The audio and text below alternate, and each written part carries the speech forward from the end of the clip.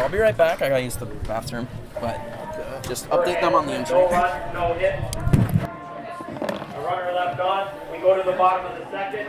Royals 3, Cardinals don't score.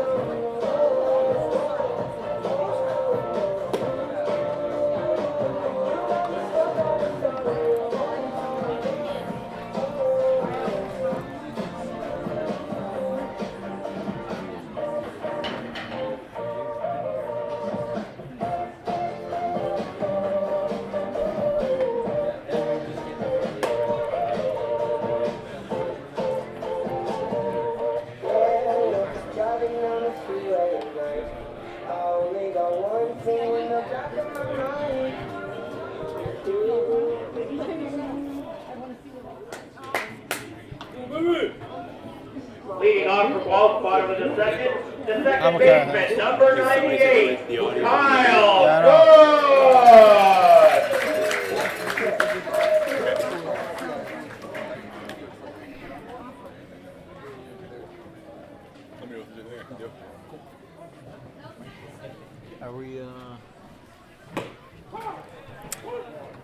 Okay, Royals fans, so obviously sorry, we apologize for the past couple of, I guess, innings, how we've been on and off with the stream. We've just had some technical issues on our side, so it's nothing to do with your Wi-Fi or anything to do with your devices or anything like that.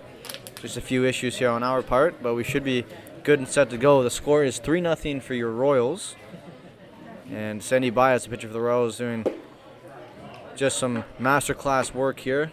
He's not allowed to run through 2 innings of work, and he's been pretty clean thus far. Where Logan Walters, on the other hand, for the Cardinals, has been struggling, as that's hit on to center field and caught for the first out of the bottom of the second inning. And that was Kyle Cush, second baseman tonight for the Royals, flying out. And a quick first out here for Walters, who struggled to get the first out really in the bottom of the first. And now the Royals are back to the top of the order already here in the bottom of the second.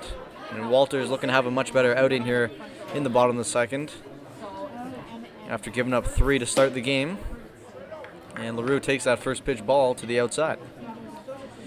LaRue had a base hit here to lead things off for the Royals, and that was really the start of the rally. And they didn't look back from there, as that swung on along the first base line, fouled back to the right side.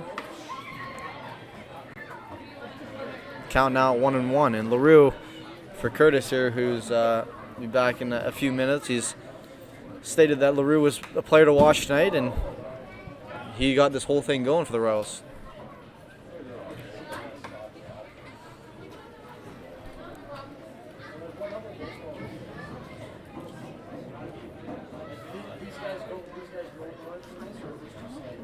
Count at 1-2, as that's hit to second base and thrown to first, and it's in time to sit down LaRue for the second out of the bottom of the second. Nice play there from Charlie Towers, the second baseman, to Niles on first, and that's a quick 2 outs here for the Royals, with Corey Morrow coming to the plate. Third baseman, number 3, Corey Morrow!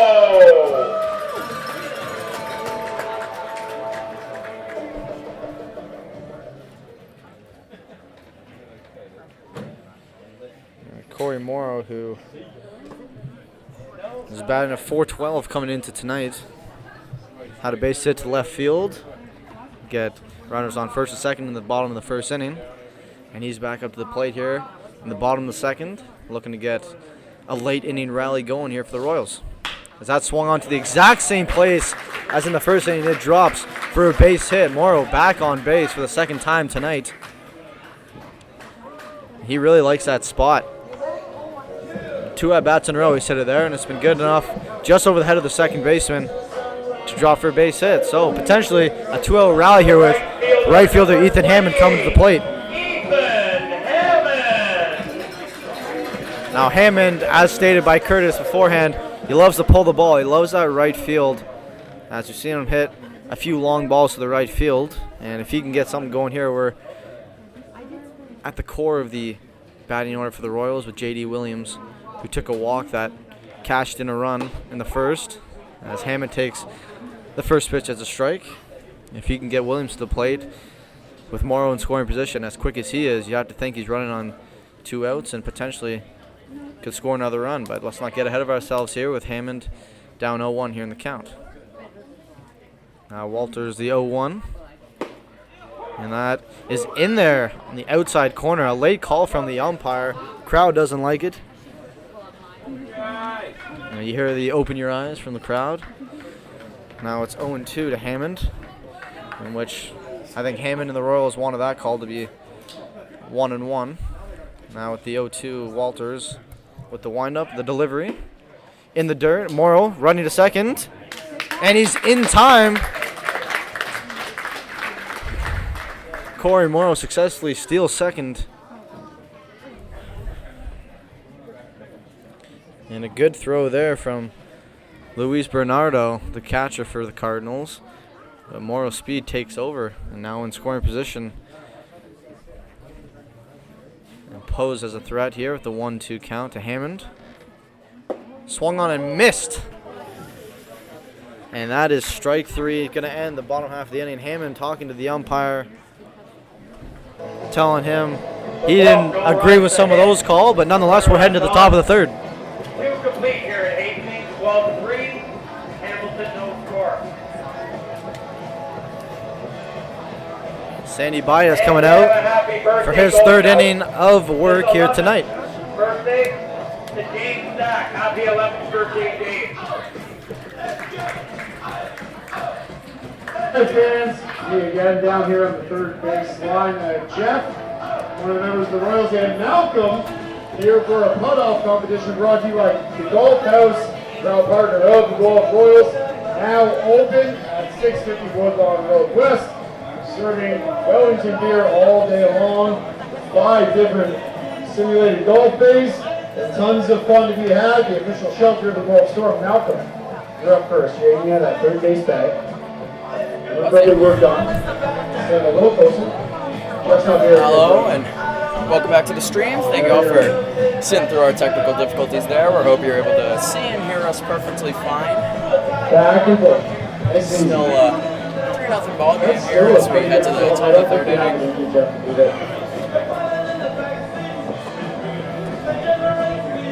All right, Jeff, here goes 3 feet depth of damage. They say that whether you think you can and you can't, either way you're right. Go ahead, show us. Here we go. That was not even close. Malcolm, you are a winner and a proud new owner of a $50 gift certificate to the Golf House. A proud partner. Guelph Royals in 2023. Coming up for the Hamilton Cardinals, The shortstop, number 37, Brian top of the Rivera. order here, Brian Rivera, the shortstop, leading off with Clayton Keys on deck and Tyler Duncan in the hole. Evan, going on the top of the third here, how are we feeling for the Hamilton Cardinals? Down 3-0 right now. Well, obviously it seemed they were even in command at the start of the game as they had runners in first and second, but Baez has been wheeling and dealing. That's a bunt down. Baez scoops it up and guns over to first, and then got him in time on the attempted bunt single. Yeah, and as I say, Baez has been wheeling and dealing since then, and obviously the Royals had their run in the bottom of the first, so if I'm the Cardinals, I'm just trying to get a little bit of momentum here. And I think that's why maybe that bunt was in play, just to get a guy on base potentially and really make the Royals work for these 3 outs. Yeah, I mean, going back to the first inning there, you see runners on base, and they did create a little bit of noise there, but nothing there as Baez picks it up and deals it over to first. As he now got set with the first pitch to Clayton Keys, the center fielder. So that one's down for a ball. It starts off the at-bat with a 1-0 count.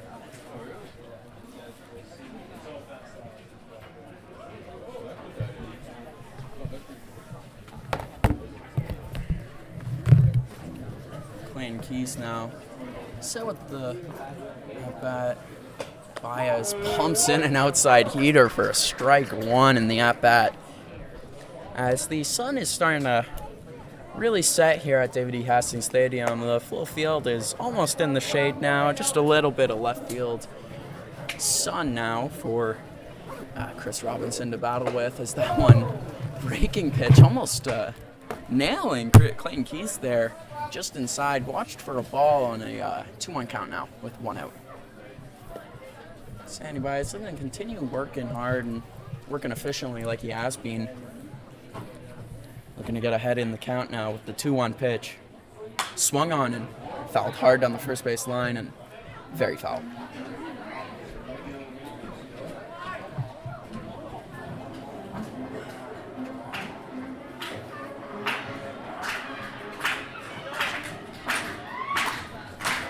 Fans now getting into it with the chance at a big strikeout here. Baez working a 2-2 count. This pitch comes in, not quite swung on. That's called a ball and makes it a full count now. We got a big crowd here tonight at the stadium, as Guelph certainly loves their baseball. We got fans lined up on both the first and third base line, and packed house here in the parking lot and in the stadium. Full count pitch, and that's inside. Watch for a ball. First base runner since the first inning for the Hamilton Cardinals. And this could be that little bit of momentum that they needed, with Keys now taking first, and his patience paid off that time, taking the ball inside for ball 4. 5, Tyler Duncan. Tyler Duncan now the third hitter in the Hamilton lineup, and you're completely correct, Evan. The stadium is packed. I've never seen this many people down the first and third base lines. Yeah, I'd say probably the only time that I've seen it this busy. I mean, obviously Tuesday is a work and school night, and I think during the summer it'll probably get busier on those nights, but I think the home opener in this crowd tonight is probably the busiest with a later start. That's back pick over to first. They're really getting aggressive with trying to catch those runners after the double steal attempt in the first and I guess successful stolen base in the first inning. They're trying to really counter this aggressive Hamilton offense.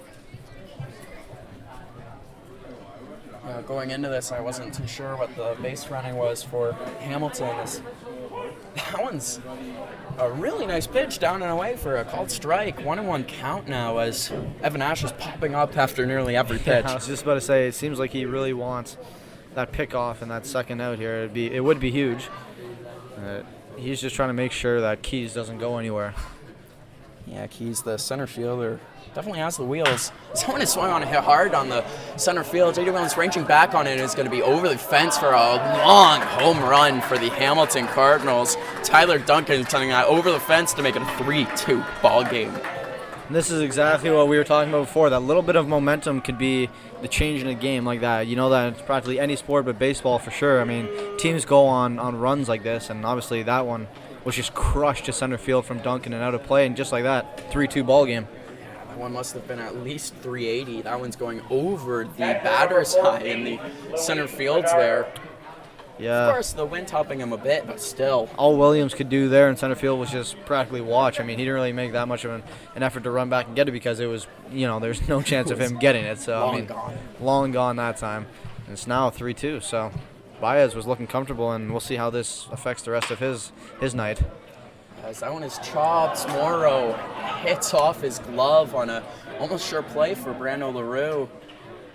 As the catcher, Louis Bernardo, he's safe at first. Definitely not what you want if you're the Royals and trying to prevent a run.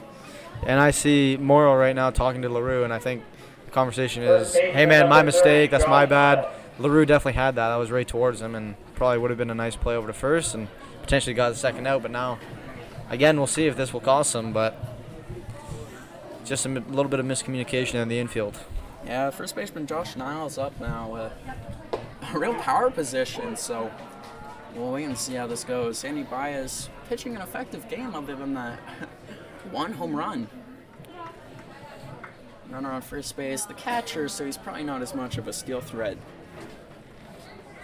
As Baez now is set with the 0-1.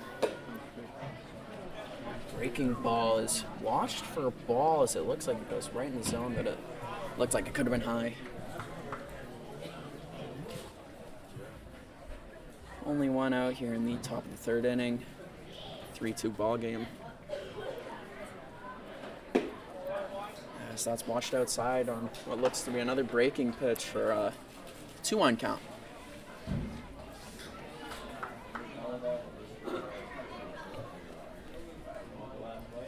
Josh Niles set in the box. Sandy Baez set with the 2-1. As that swung on it, head back to right field. Hammond's camping under it, makes an easy grab on it, forcing Luis Bernardo to go back over to first and putting 2 outs in the top of the first inning. The designated hitter, number 16, Dennis DeBanning. Still a runner on base for the Hamilton Cardinals after their big home run there. Looking to keep the rally going. Sandy Baez, though, pitching very well.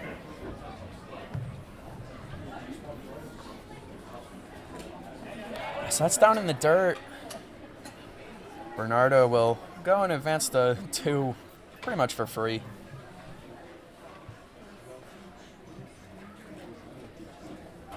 As it's now a 1-0 count with a first ball going in the dirt.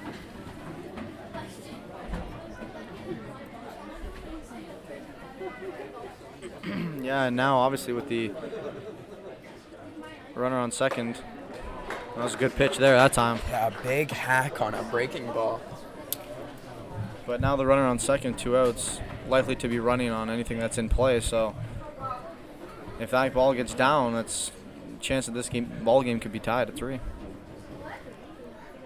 Sandy Baez looks at the runner on second and brings the pitch. It's inside for a ball now, a 2-1 count.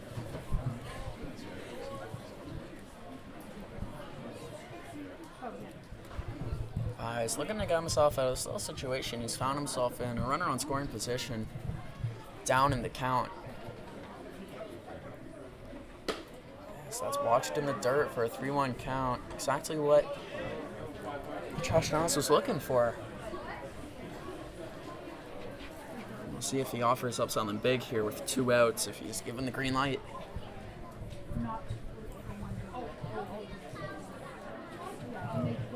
Sandy Baez now delivers the 3-1. Swung on and chopped foul on the third baseline. It's run on, and a good play is made by one of the many ball boys here at David E. Hastings Stadium. One of my favorite things about coming to the ballpark every day is seeing the amateur ball boys, aka our crowd here at David E. Hastings Stadium, always competing for the foul balls and trying to cash it in for a free freezy if you come here and attend the game live at David E. Hastings. As that's fouled back to the third baseline again. It's a big pitch that time, and it will be again right here. A 3-2 count. Chance to put it away here while still maintaining a lead. Yeah, it'd be huge for the Guelph Royals here to go back to the bottom of the third inning and still have a 1-run lead, as the fans are really starting to get into this now. Sandy Baez getting set. Full count delivery. And it's down and in the dirt. Watch for a walk. Bringing up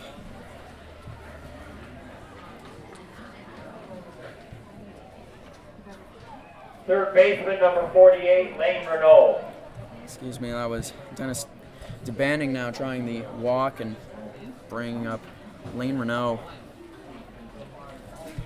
2 outs in the top of the third as the manager comes out for a mound visit.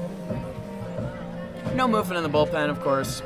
Nothing yet, just trying to talk strategy, but 2 runners on again, but this time with 2 runs allowed.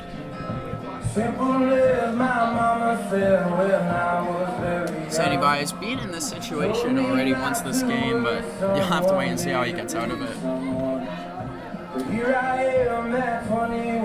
Yeah, and that's the conversation from Ramel coming out just to talk to him and just to maybe calm him down and make sure he's under control of this thing with now 2 runners on and obviously still 2 outs here and in the bottom of the third, chance to tie the game.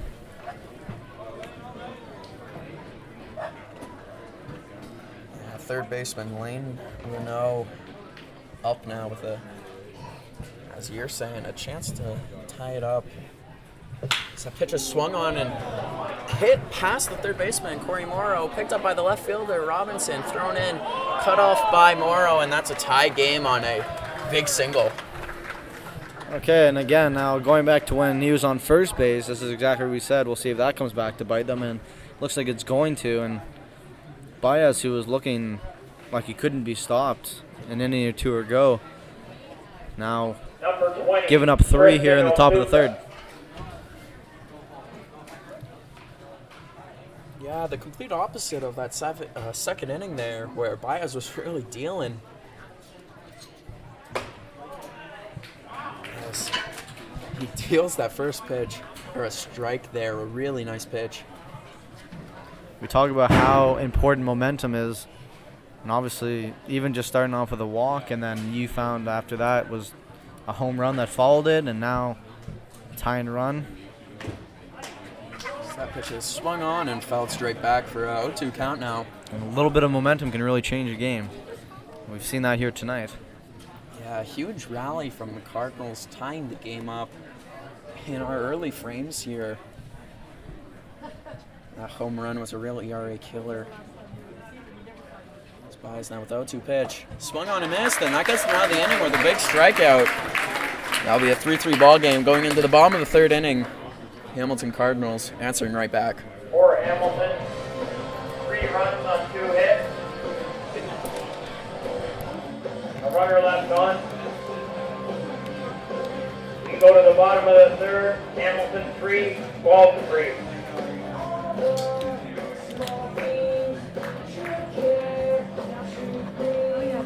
Fans, don't forget the stop by concession to grab the best popcorn combo in the IBL. 1 jumbo popcorn and 2 ice cold pops for only $7. Be sure to check it out.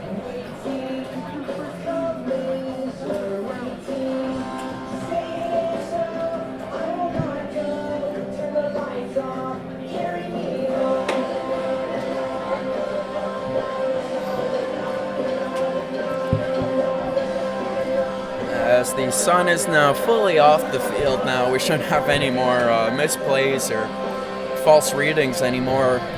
Should be counted as an error now if it happens. No sun to blame.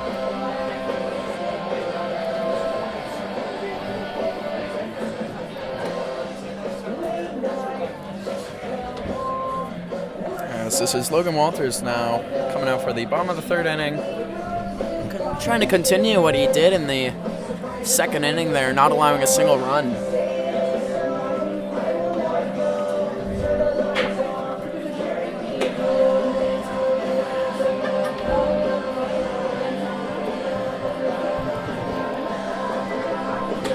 Yeah, you know, this obviously, this whole talk of momentum, it could be even a sign of momentum for Walters as his team's now fought back to, you know, work their way back into this ball game and tie it back up with Walters giving up 3 and having the bases loaded numerous times in the first inning.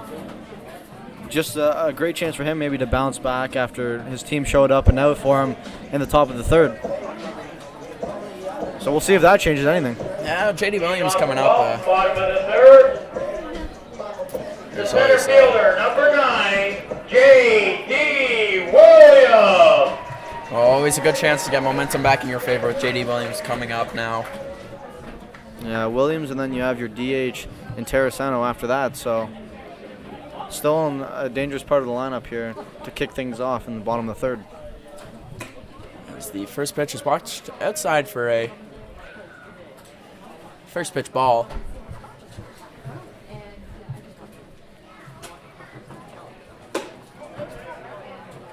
JD now with a 2-0 count now.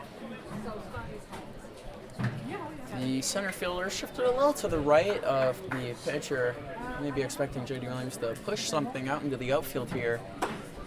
As that's watched for a strike one, a 2-1 count now. J.D. Williams checking his swing. Yeah, I don't think he loved that call, as he maybe give a bit of a nod there to the umpire. Near exact same pitch. That one's a little further outside, though.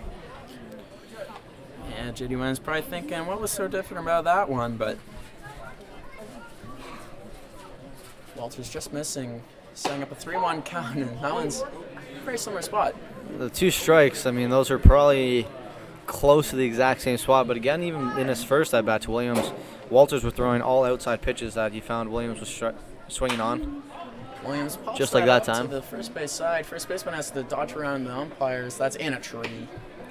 Yeah, so as I was saying, Walters likes to throw to the outside. I think him and the catcher have kind of communicated that, and those are the pitches he's been swinging on tonight. And he's had a couple of strikes there, but he also had some balls there. And Williams has been patient on all of them except for that last one. Someone swung on and popped up to the second baseman. He's ranging back on it. Williams definitely unhappy that he didn't get that one. Caught by the right fielder. Williams' bat almost getting in his feet there as he was running to first. Unfortunately, a play could not be made on the ball. Hitter, number 24, Justin Incarasano.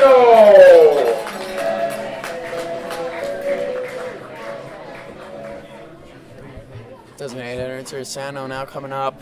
J.D. Williams not quite getting on base, but working along. Pitch count there. As that first pitch is swung on and hit hard down the first base side. Terrasano being aggressive early, I like that. I like to see that from the DH of the Royals. It's obviously his entire objective is to get on base, to get someone going here. Only one away. Certainly would love to see him get on base. That pitch is outside, called a strike. I can't believe that was called a strike. Me neither. I'm almost recoiling at that. Terrasano almost with no reaction though. Cold-blooded killer in the box. I know I would have been rattled by that call. Yeah, all home bias aside from us, I think we can both agree that was a little outside. So that one is tipped on and caught by the catcher for a strike 3. Again, that outside part of the plate being pitcher's paradise here in David E. Hastings Stadium. As long as it's consistent, you can't get mad at it. Noah Roberts. Noah Roberts, the lefty now, coming up, ready to face off against Walters. As that's it, swung on the first pitch, big. A strike to start the at-bat.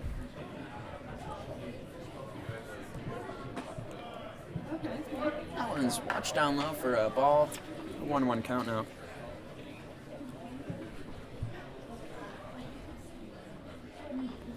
As Walters now gets out with the 1-1, as that's chopped to the second baseman, he'll pick it up and flip over to first for an easy out on the 1-2-3 inning. A quick 3-out, 3 down there from Walters and the Cardinals.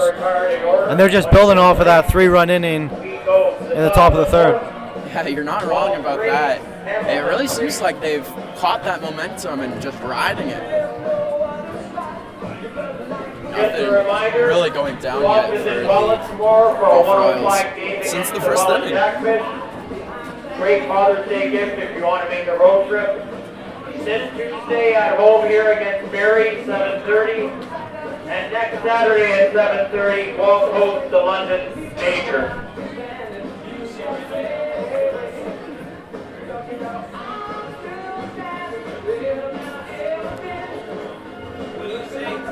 Sandy Bias taking the mound here for the top of the fourth, hoping to keep this a tie game after a big 3-run top of the third inning from the Hamilton Cardinals.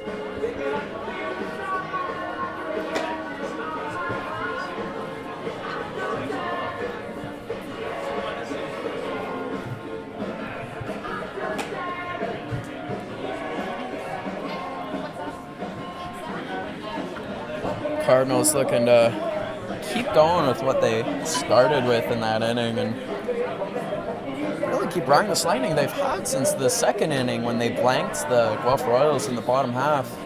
It's been all Hamilton since then.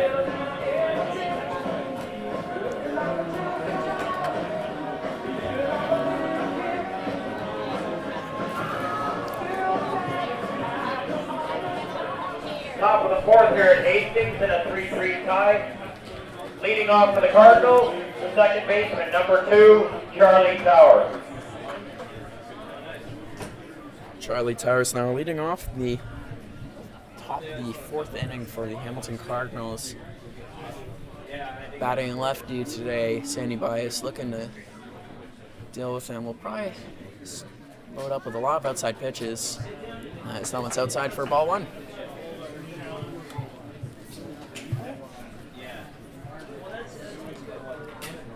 Baez behind in the count early here. Throwing the 1-0 pitch. That one's inside. Another ball.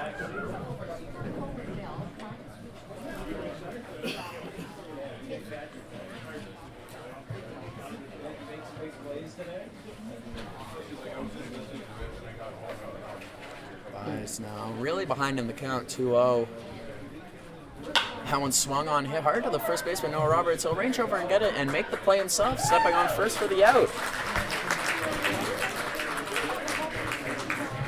Sandy Baez coming over to cover the bag, but was not needed. Noah Roberts, very good first baseman, very good fielding first baseman, I should say. Yeah, we've seen a lot of good defensive plays here at the stadium this year on home turf, and that was just another one right there to just say, you know, I'm going to take this one myself, make sure I get the out, and he did just that. Yeah, really making it look easy. Of course, I rave a lot about the middle infield here, which is usually Morrow and Brandon LaRue, but Noah Roberts is just as good on that first base corner. As that pitch is blocked down low for a 1-0.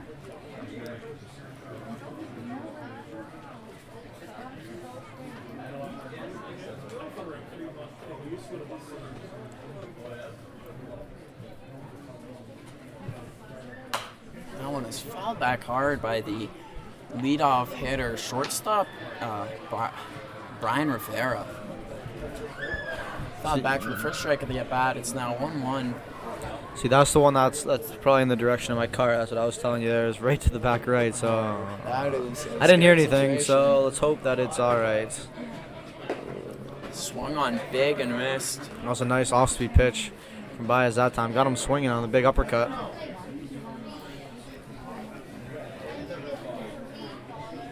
Sandy Baez now looking to get his second out of the inning here on a 1-2 count. Pitch comes in, swung on and chopped hard, really chopped. Shortstop coming in and can't make a play on it with the bare hands. He would have really had to hurry that throw over, so maybe for the best there was no play on it. That's another one of those tough plays up to short there, and LaRue, I mean, it's just one of those ones. That was a huge chop, and it took a while for it to come down. Would have been a barehanded play. It even looked like Rivera maybe pulled a bit of a hamstring there as he was crossing first base. He was holding the back of his left leg. And I think he's just trying to walk it off right now.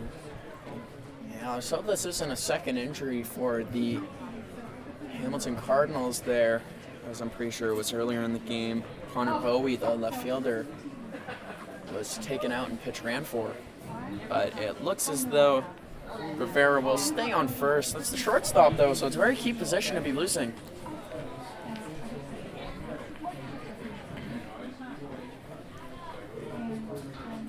Runner on first now with 1 out. Sandy Baez with the pitch. Watched inside for a strike.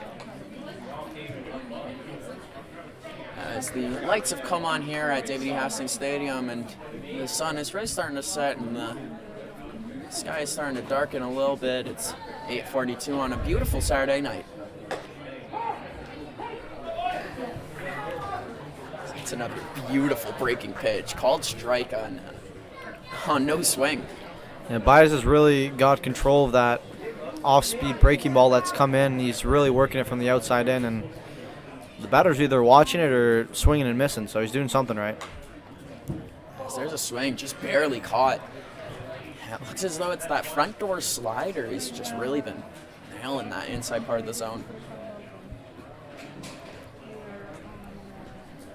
Clayton Keys The center fielder working a pretty good at bat here. Down 1 and 2 though.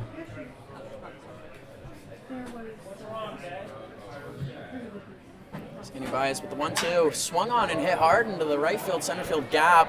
That one's going to be at least a double as the runner on first there, Rivera, was really hobbled. His hamstring is not okay. That would have scored any other runner in that situation, but he's going to have to be taken out of the game. That is so unfortunate for the Hamilton Cardinals. Wow. And he tried to give it a run, maybe walk it off, but as you can see maybe on the camera right now, he's hobbling near the pitcher's mound, and he's going to have to come out of this ball game. As it looks, I think it was a pulled hammy there, pulled hamstring on his left leg. Seemed to be favoring that as he crossed first base, and he's going to have to come out of the game. Yeah, he's not happy about it. He knows that would have been a big RBI knock if he had taken himself out of the game. He's definitely unhappy with his own decision making. It's unfortunate when you're a player who wants to really give it all for his team and you're just not able to in the big situations. Still a 3-3 game, but runners on second and third now, excuse me, as that was a really deep double. And yeah, you see the athletic trainer just trying to calm him down as he was trying to give him a little pat on the back saying, "It's okay, man, it's all good." And he's just, I could still see him over there just trying to walk it off. But I mean, I don't know, I seen him run there and it didn't look like he was going to be able to, as now we see a mound visit again with manager Dino Ramel. Second time Ramel's come out there now. No pitching change quite yet though, no movement at all in the Guelph bullpen, but there does seem to be movement in the Cardinals bullpen. Not getting a great look at it from here yet though. It looks to be just stretching and getting ready as they intentionally walk Tyler Duncan, a dangerous hitter. He hit the home run earlier in the game. Walk him to load the bases and put a runner on first. Hopefully get a inning-ending double play. As Luis Bernardo comes up now to see what he can do with the bases loaded.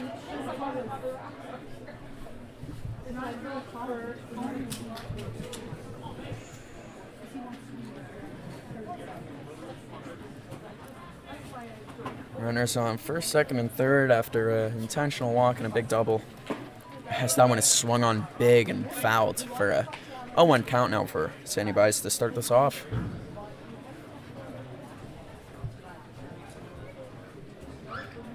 Luis Bernardo got to be feeling a little bit of pressure now, being chosen to be faced here instead of Tyler Duncan. And I believe that pinch runner there for Rivera is number 21, Jacob Underwood. And that's who it seems to be. Bias pumps in, strike 2, 0-1 count.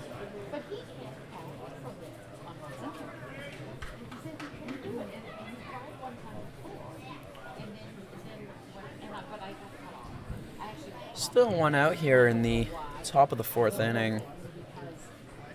Bias is getting ready to deal the 0-2. As he didn't go around on the pitch. It looked real close on the check swing, but doesn't go and makes it a 1-2 count. Fans here in David E. Hastings Stadium pretty okay with that call. Not a lot of uproar when the umpires get to hear it a bit from the fans. 1-2 count now. Sandy Bias is looking to get himself out of this jam. As that one's hit hard over the shortstop and second baseman, though. For sure cash one as another runner comes in and he'll score. That is Clayton Keys coming around from second base. That's a 2-run knock to make it a 5-3 ball game for the Hamilton Cardinals. And yeah, now you've seen a 5-run turnaround Number 30, Josh Niles. here for the Cardinals as they went down 3-0 early in the first inning, and they've scored 5 unanswered, 3 in the previous inning and 2 so far, with only 1 away here in the top of the fourth. And then you got to be thinking that some bullpen action is going to have to be getting started for the Royals. Yeah, this game since that first inning has really been all Cardinals. They've been owning it on the bases and at-bats and on the mound so far. Walter's really rebounding after that first, and Baez hasn't been able to find that same success he had in the first 2 innings.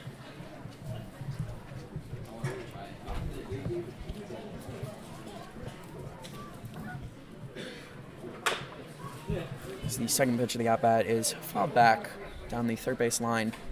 1-1's the count. Oh, it's an eye.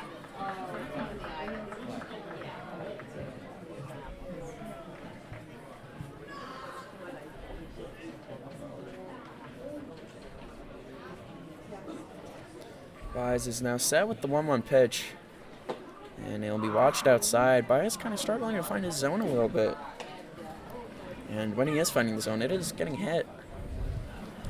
I'm really surprised so far, Evan, that there's no movement yet in the bullpen for the Guelph Royals.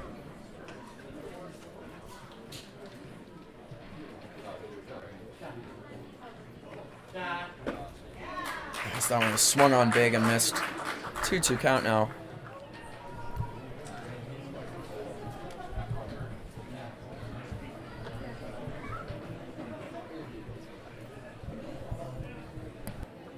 Lost my notebook.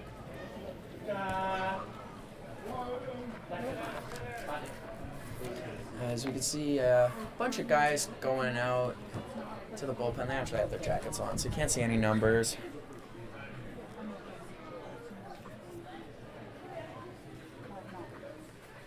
As that one is swung on, hit past Morrow at third base. It'll cash another run as Robinson picks it up and throws it in.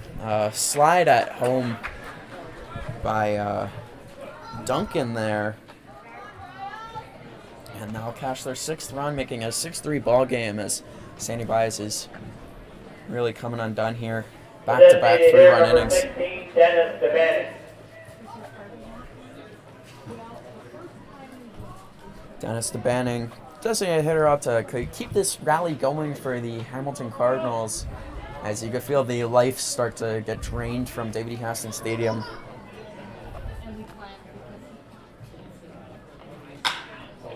That ball's hit hard down the left field line, and Robinson's back on it. He won't catch it. That one's going to for sure cash one as another runner is coming in, and he'll stop at third.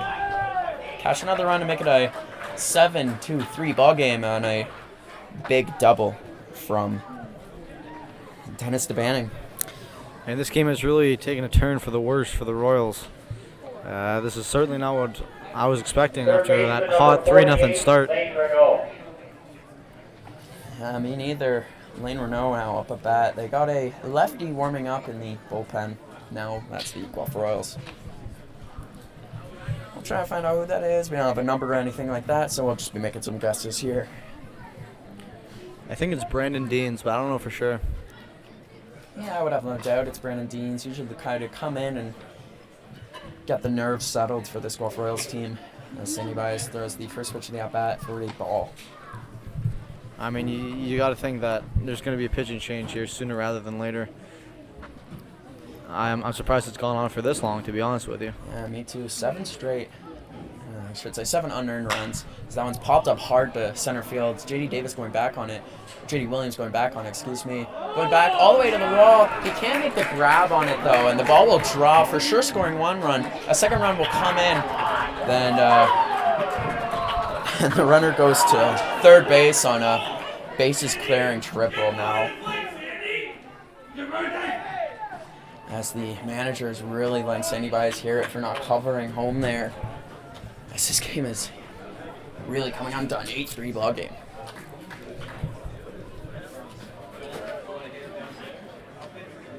As the trainer's coming out to center field to check on J.D. Williams, it looks like he may have banged into the wall and hurt himself. That's the last thing you hope for if you're a Guelph Royals fan right now. Yeah, 2 runs did come over. Yeah, it's 9-3. The scoreboard here in David E. Hastings saying 8-3, but we're pretty certain it's 9-3 as 2 runs came around to score. Yeah. They'll hopefully update that, maybe.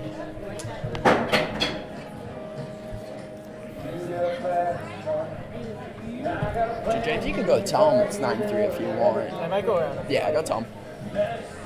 As this game is becoming even more unglued for the Guelph Royals. Your star player, J.D. Williams, looks shaken up. He has not left the part of the field where he hit into that wall there. This really has become worst case scenario.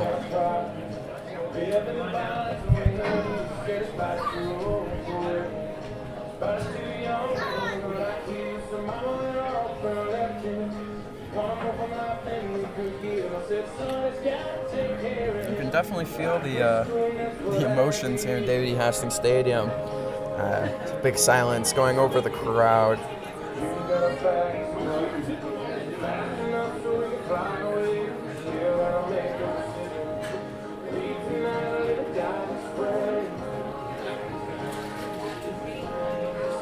As they've adjusted the scoreboard here live at David E. Hastings Stadium, and it's a 9-3 ball game with one out in the top of the fourth inning. It feels like we've had this one out forever now, almost.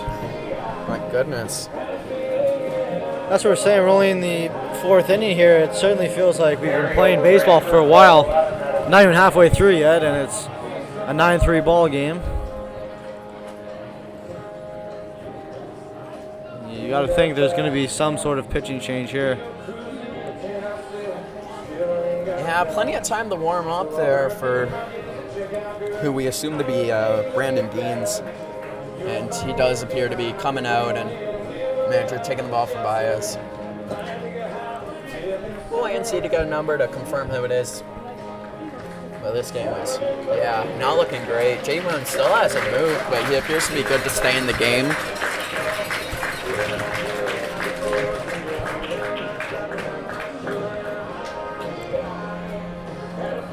Well, and what seemed to be just a fantabulous start for Sandy Baez quickly turned into not so good, as obviously now with the 9 runs coming in after jumping to a quick 3-0 start for the Royals on Saturday.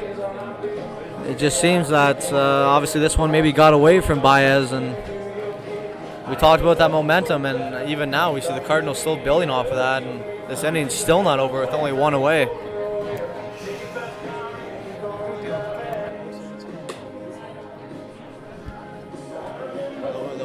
This camera's going to get pointed to the left a bit more here as we're really looking on the right field line. Now pitching for Guelph, number 20, Jared Kennedy. Excuse us, it's number 20, Jared Kennedy, the other lefty in the bullpen there. Well, it was certainly a good guess. You don't got many chances with the lefties in there. Definitely a coin flip.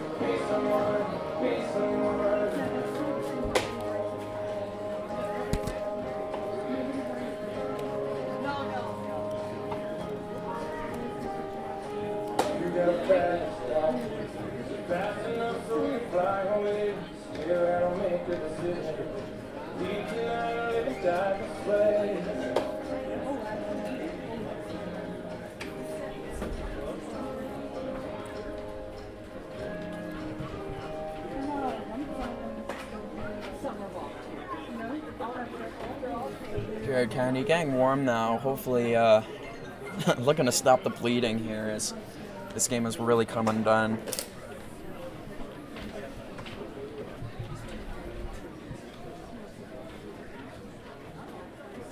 Batting number 20, Tristan Osuka.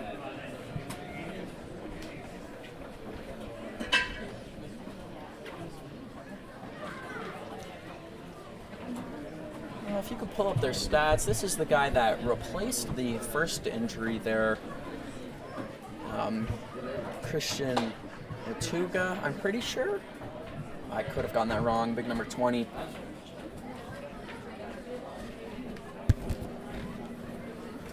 That would be Osika. That'd be Tristan Osika. Now, coming in at left field, I would have to assume.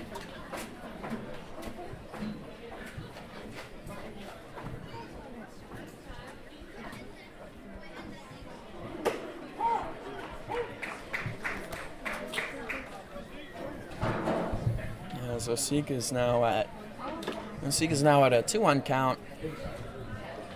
Brandon Dean's looking to, Jared Kennedy looking to even this up as that one is swung on and fouled back for a 2-2 count.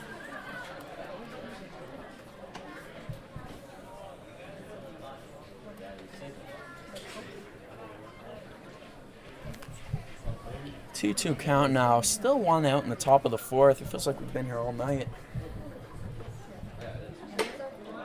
That one's watched up top for a 3-2 count.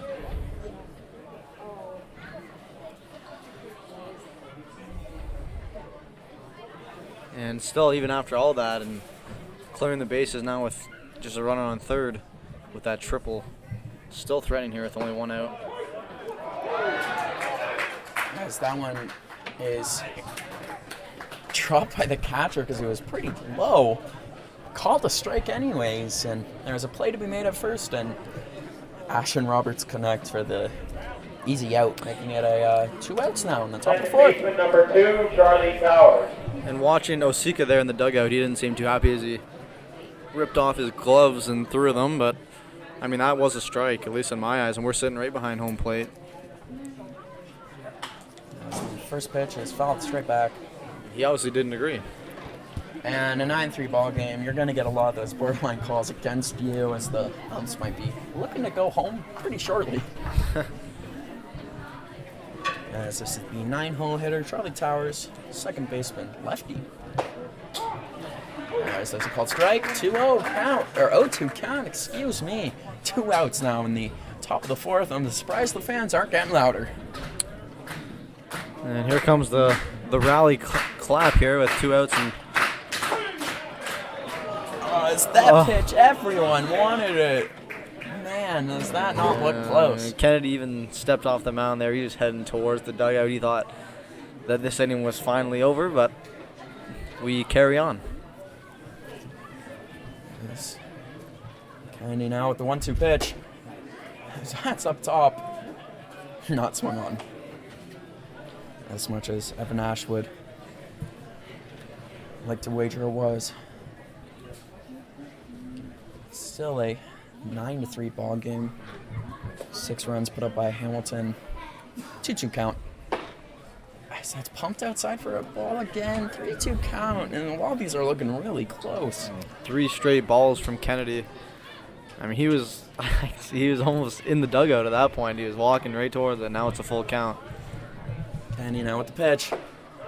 As that one's down for a ball, and it'll put a runner on first. Runners on the corners now for the other injury replacement. This is number 21. We'll wait and find out what his name is here.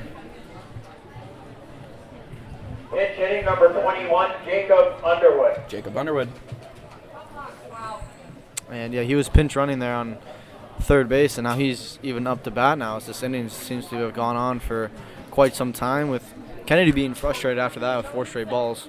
It just clicked in my head that is the pinch runner from earlier in this inning.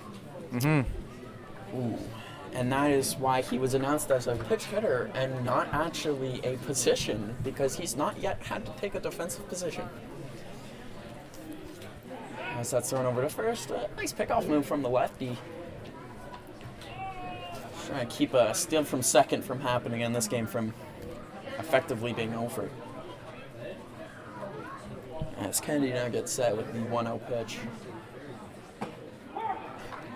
So that's outside. A lot like the other balls that we just watched were. Paul Day strike though. And Kennedy finally gets a strike call in his favor. And hopefully this will help him to get those other 2 strikes.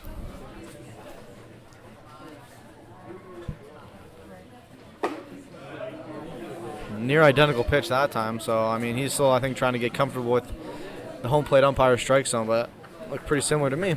Yeah, they're going back and forth here on calling that outside pitch a ball and a strike. You know, I like to say if it's consistent you can't get mad, but I would not be surprised if Kennedy is angry right now, as that one is in the exact same spot for a 3rd pitch in a row. So 2 strikes in the ball.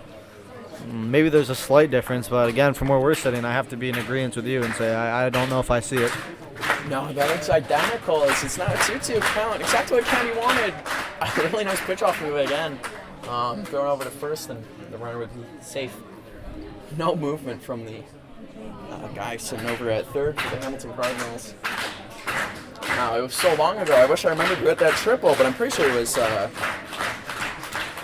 have been Lane Renown sitting over there.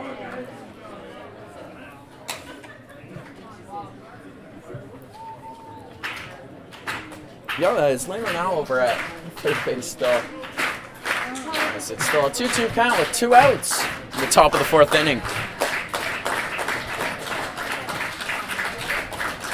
Swung on and he missed it. Strike 3 gets him out of the top of the 4th.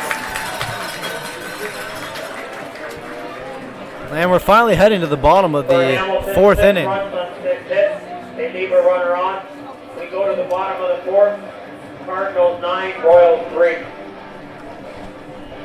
Remember, fans, the Guelph Royals are a proud partner with Wellington Brewery and Royal Electric on game day bar and public eatery at 52 Maxwell Street to grab an ice cold welly before the game. That's got to be one of the longest innings we've had in David E. Hastings Stadium history this season at least. Cheer the team on. Let's go. Just going to get a rough time estimate of how long that inning really went on for. Right now we are over 22 minutes.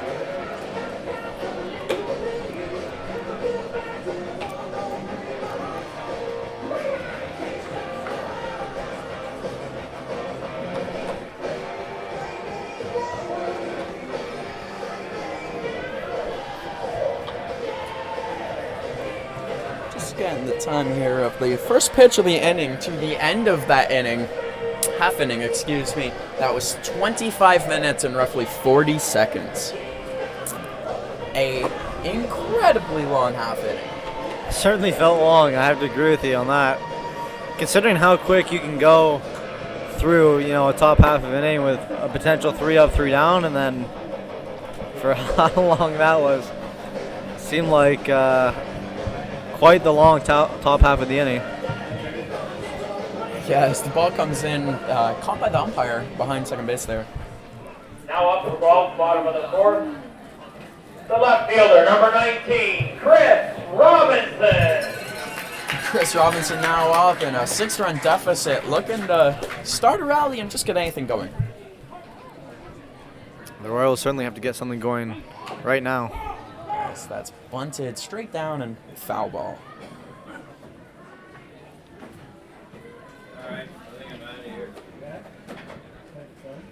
As we can hear some fans start to leave, and as said, it's a packed house at the start of this game, and still got a surprising amount of fans here for a blowout Saturday night game.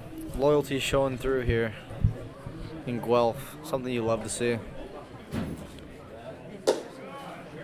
As the second pitch is inside, first ball of the at-bat.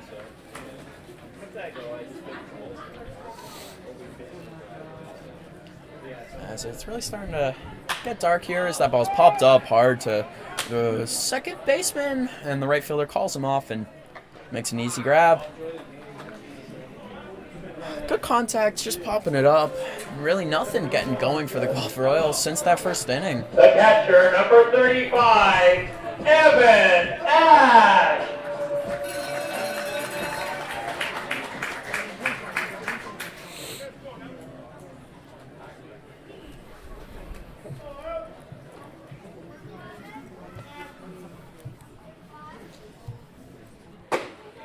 Evan Ash takes the first pitch for a strike. With 1 out now in the bottom of the 4th. Walters looking to make quick work of the side of the order. As that's watched outside for a ball. I don't think I would have believed you if you told me that Walters would have been in the game longer than Baez after the first inning. I mean, it just seemed that the Guelph had him read all over. They knew exactly what he was throwing, what he wanted to throw to them, and they were pouncing all over it. And he seemed to settle in nicely after. I mean, he's scoreless through obviously the second and the third after that first 3-run bottom half of the inning. That's a called strike on the outside on a breaking pitch to Evan Ash. It's 2 quick outs for Walters.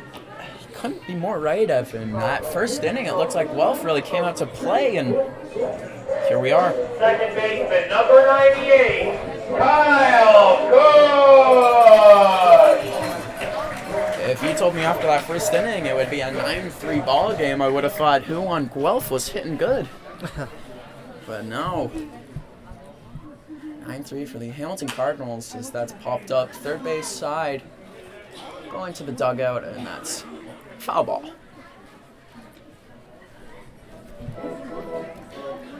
Yes, yeah, the momentum has been totally zapped here by the Hamilton Cardinals, really just coming in and sticking their foots down the throat of the Guelph Royals.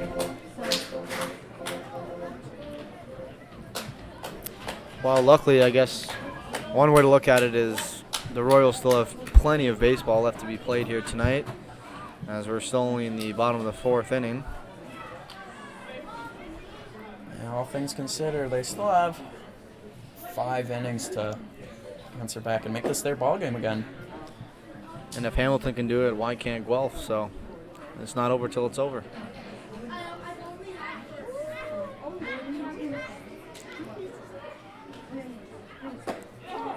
So let's watch down low for a called strike 2. Guelph really can't seem to get ahead in a count now, let alone get a runner on base.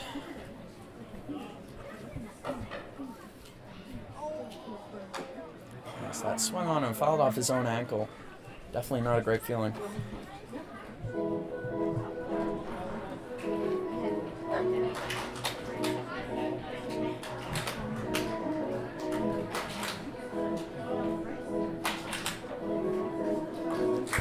Maybe you've got 4 fans at most getting into these clapping chants. It's really just the mood is soured. As there doesn't seem to be a lot of belief here for the Guelph Royals, but that's a hard hit ball to the left field side. Left fielder comes in and can't make the grab on the slide. That's going to get by him. Push is going to go in for a double here with 2 outs. Much needed. Well, that got the crowd a little bit excited, and obviously maybe a little bit of misjudgment there coming from, I think, Tristan Osika on left field. But either way, maybe a little bit of misjudgment there. Try to make the diving play to end the inning completely, and just got past him, and maybe a bit of hope here for the Royals as we head back to the top of the batting order with LaRue at the plate. Yeah, that ball had diving catch written all over it, and he just couldn't make the play.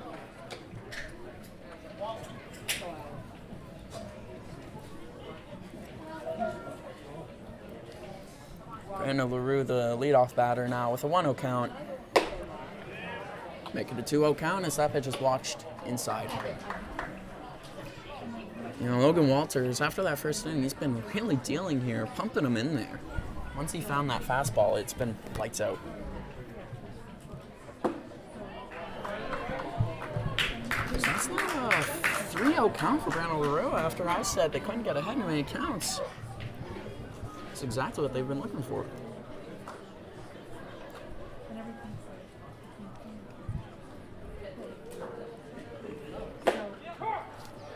Now it's pumped right down the middle. Walter's finding a spot.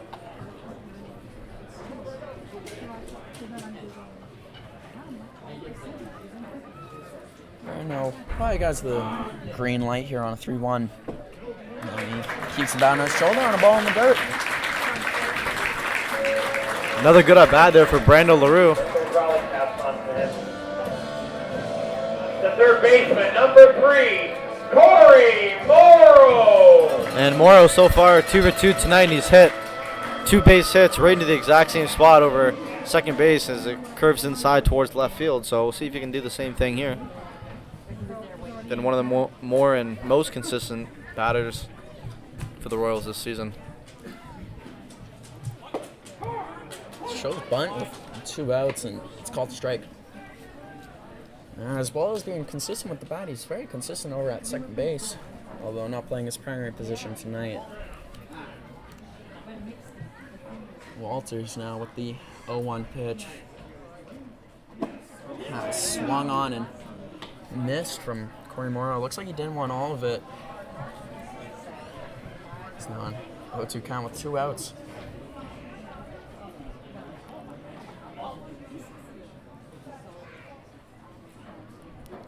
Walters now with 0-2 and 2 outs. A little waste pitch outside. Now he's really finding that velo and command here as Walters is really getting through this 4th inning nicely.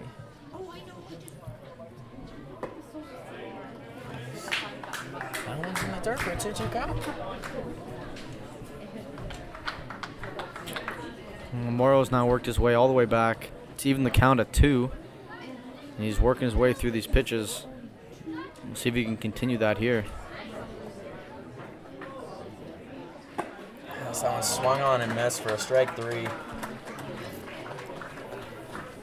9-3 ball game. It remains going into the top of the 5th.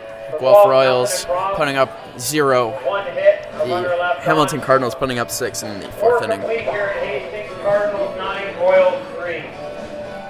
Toronto Street Frozen Treats are the chosen frozen treat of the Guelph Royals this summer. Located out front of concession, and there now for a delicious frozen treat. Well, positive signs if you're a Royals fan. It looks like J.D. Williams will take the outfield again here, as he seems to be all right. Yeah, thank goodness that JD didn't have a much scarier collision with the wall there, and he's able to stay in the lineup.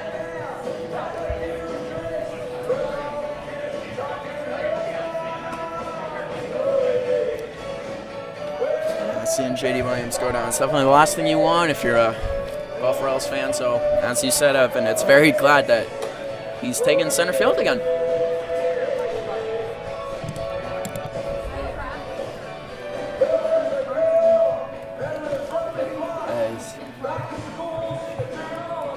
Jared Kennedy will come back out and look to pick up where he left off, allowing no runs in his brief appearance in the top of the 4th. Sandy Baez finishes his day with, pretty sure that would be 3 2/3.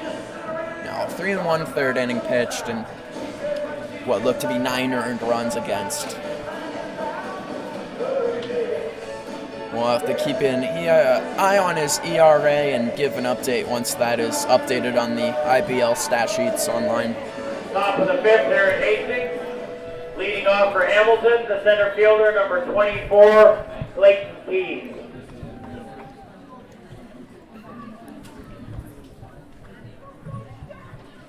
Clayton Keys leading off for the Hamilton Cardinals. Looking to pick up where they left off in the top of the 4th. Of course, Jared Kennedy looking to deal as he almost hits him to start the inning.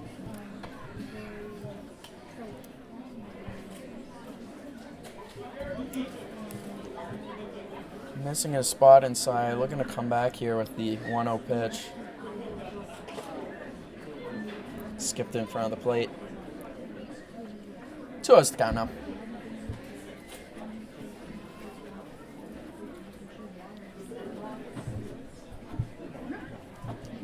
No movement in the Guelph bullpen. They assume Jared Kennedy's going to be able to handle himself well throughout this inning.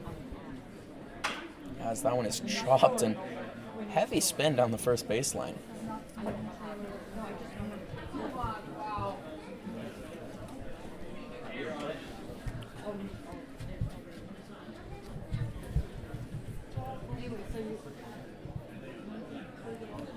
Jared Kennedy with a 2-1 count now to Clayton Keys. As that's watched outside for a ball. 3-1 count now.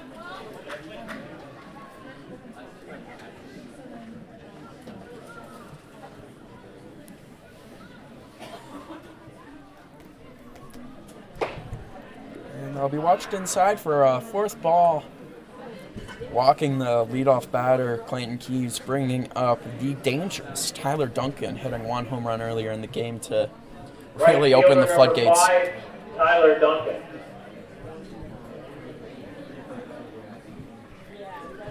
As this game is really getting away from Guelph here.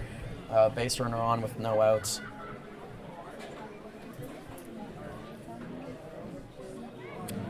And yeah, as you mentioned, Duncan dangerous tonight, and he's the one who got this whole thing started for the Cardinals in the first place and got them back into the game with a 2-run homer to deep center field. And Kennedy's trying to prevent any more bleeding from happening here against the Royals. Top of the 5th. Still lots of work to do here with no outs. As the 1-0 pitch is swung on and hit hard to third base, and Morrow will throw over for the double play. Really breathing life into David E. Hastings Stadium. And that was a heads-up play there from Corey Morrow, the third baseman. Obviously a line drive right to him, but then the heads-up play to throw it right back over to Roberts on first base. And an accurate throw, and just makes it that much easier for Roberts to make the play. And just like that, 2 outs, 2 away here. Yeah, 2 real quick ones. Definitely a confidence booster for Jared Kennedy. Runner on first there, kind of taking off when the ball was hit instead of freezing. Certainly not a play you see on an everyday basis, but definitely a nice one. And if that ball gets out of the infield, it's got trouble written all over it as it was smoked. Yeah, that would have been right down the third baseline and probably would have gone for at least a couple of bases, potentially scored another runner. So yeah, Keys at first there is quite the fast runner, but Guelph very happy to get out of that with a very nice double play. Again, we rave so much about this defense, and there's Corey Morrow really proving us. After a tip play off his glove earlier in the game, he had to make up for it. It's a 2-0 count with 2 outs. And swung on, fell down for the first strike of the at-bat.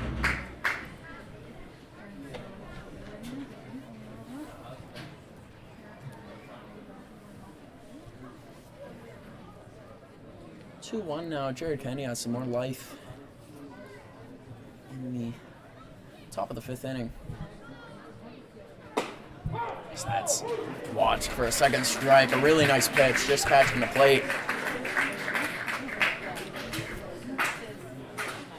Luis Bernardo not looking too happy about that call. He thinks it should be 3-1.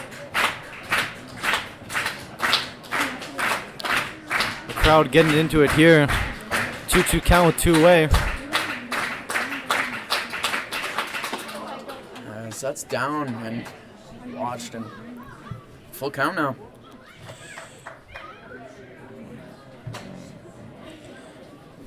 And even now you're still seeing Bernardo after that pitch still shaking his head, even though it was a ball. And the one before that, I think he's still hung up on that. So full count here. As that's watched inside, almost hitting him and put him on base. You know, in a 9-3 game, he's really taking these calls to heart, but Yeah, seriously. And, also for Kennedy, I mean, just to touch on that pitch, you've seen a couple of those maybe get away from him where he seems to throw his heater, his fastball, and it's just too much on the inside. It almost looks like it's going to hit the batters, especially the righties that are up to the plate. So if you can get that a little more on the inside, more on the outside under control, and that's definitely a dangerous pitch. Just like that. Exactly what you were looking for, Evan. He pumps a really nice heater in for a strike one. No, you couldn't have predicted that better. He found exactly his spot there, the lefty pitcher with a really nice fastball when he's able to get control. As that one's down in the dirt for ball one.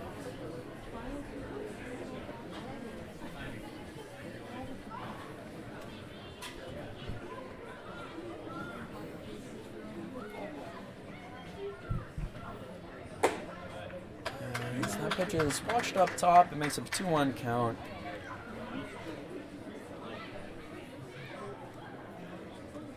After a big double play from Morrow, it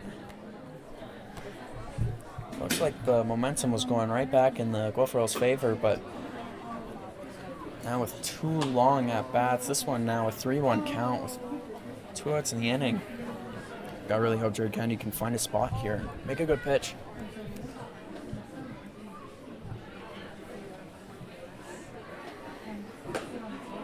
And that would be watched for another walk. Another walk, wow.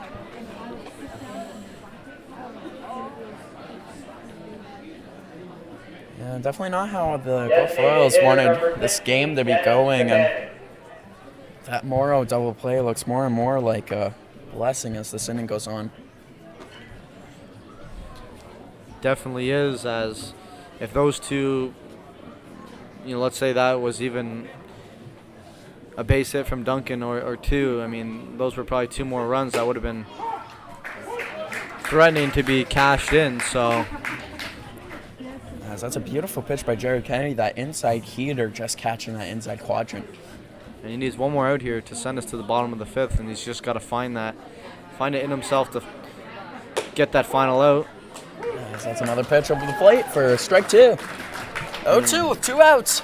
And we've seen this a couple of times here from Kennedy in the top half of the inning here, so he's really, and I stress this, I can't even stress it enough, is that he's really going to want to get this out right here.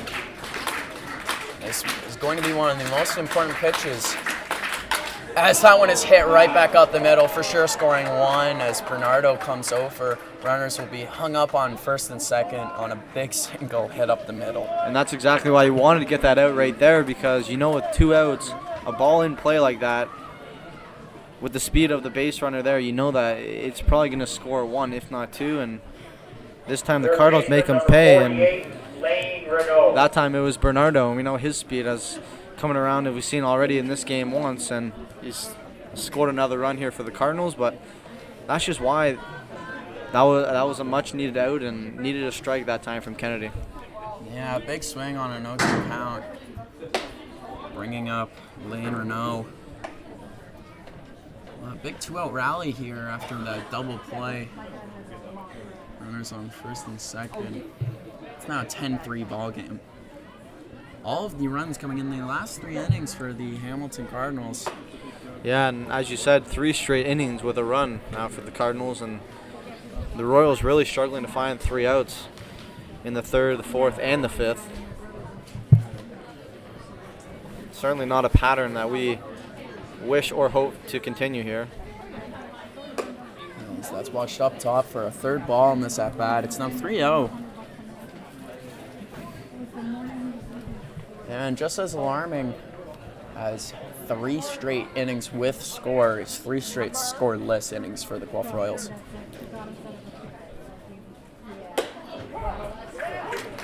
That's an inside pitch, called a strike to set up a 3-1 count.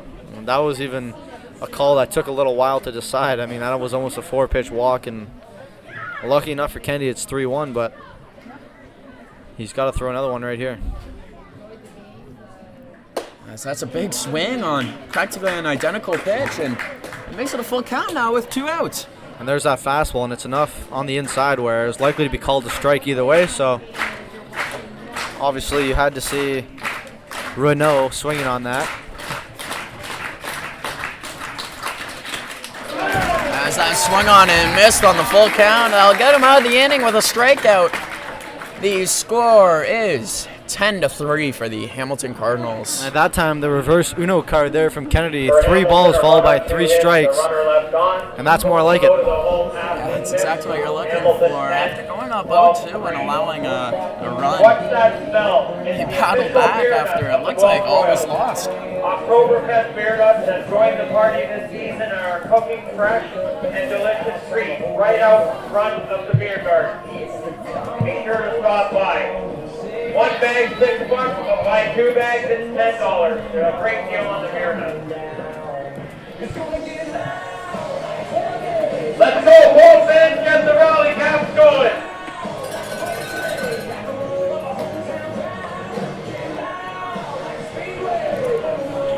For a blowout game being 10-3, we still do have a surprising amount of fans filling out the park here down both Lions and even in the beer garden. Still looking pretty full.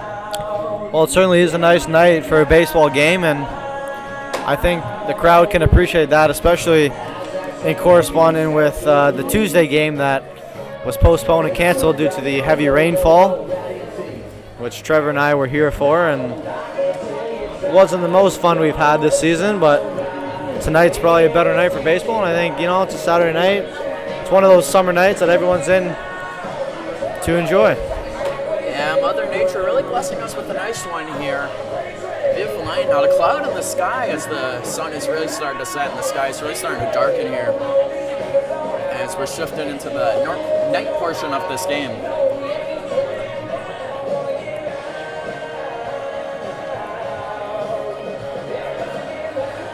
there's been some defensive changes for the Hamilton Cardinals. Jacob Underwood's at third base now. Second baseman Charlie Towers, I'm pretty sure, is over at shortstop.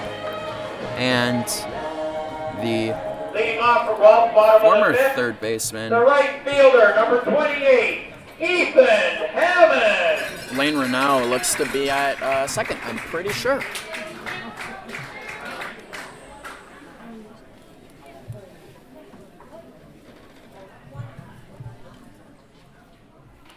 As the first pitch is in on Hammond, and he hits that really hard down the center field. It'll be a big single as the center fielder came in and made a good throw on it. Hammond, leadoff single on the first pitch.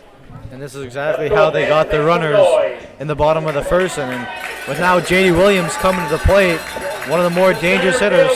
Number 9, J.D. Williams. A good chance here, and then you obviously have Interessano on deck after that, with a few good hitters here in a row. And again, you see, we were talking about Hammond earlier. He really loves that right side, and that was towards right center field.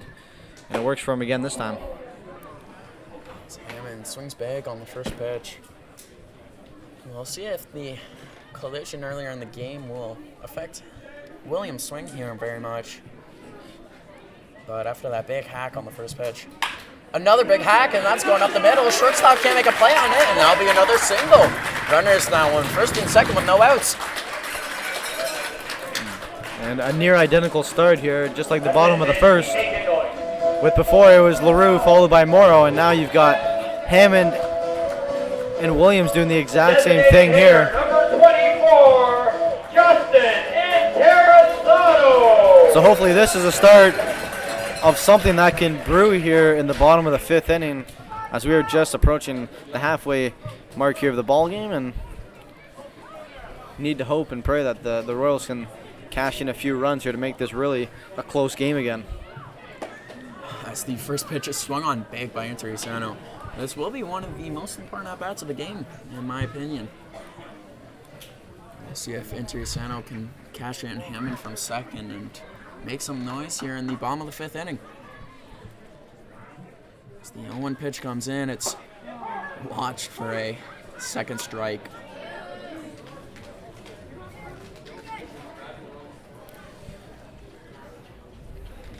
An 0-2 count.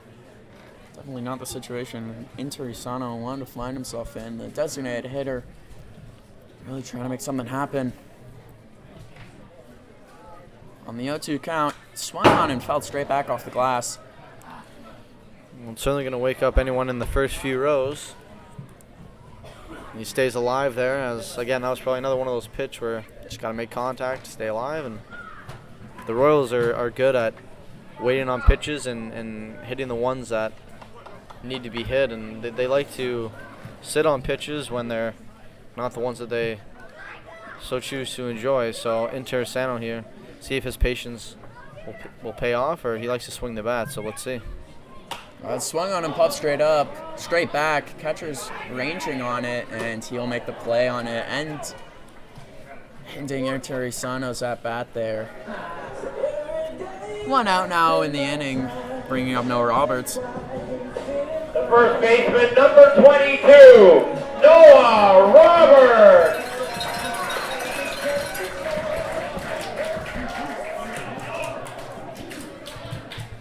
Noah Roberts, the lefty, looking to cash in the runners on first and second here.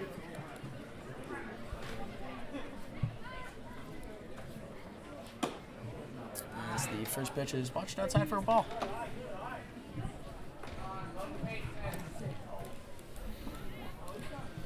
Still only one out here. It's possibly getting loaded bases, and depending on how he hits this, maybe more. Gotta swing the bat to hit it on a really nice pitch right down the middle of the zone there for a 1-1 count.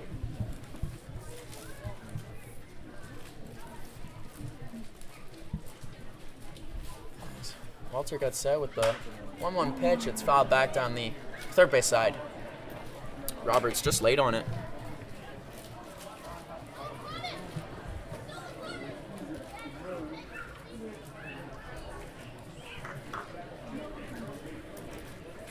Walters now with a 1-2 count. Hard to see if anything's going on in bullpen, but it really doesn't appear to be. Silence outside. Watch for a ball on a really nice pitch, something that's been called a strike earlier in the game.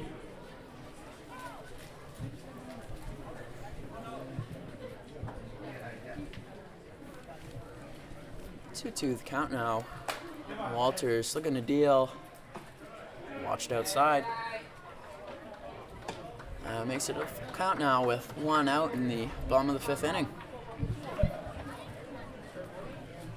Good on Roberts to stay alive and work his way through this at bat. He's come all the way back to the full count here. Full count pitch. Swung on and fouled back down the third base side again. He's just been late on it, but if he gets contact on it, it's a well hit ball.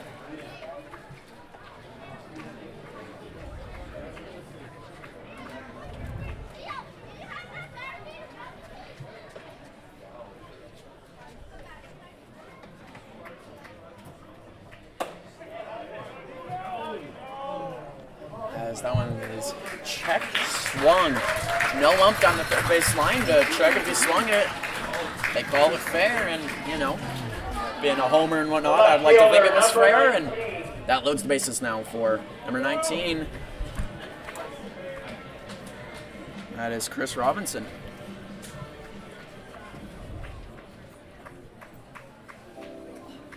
And now we wait to see here a mound visit and wait to see here if this is just a conversation. It looks like it.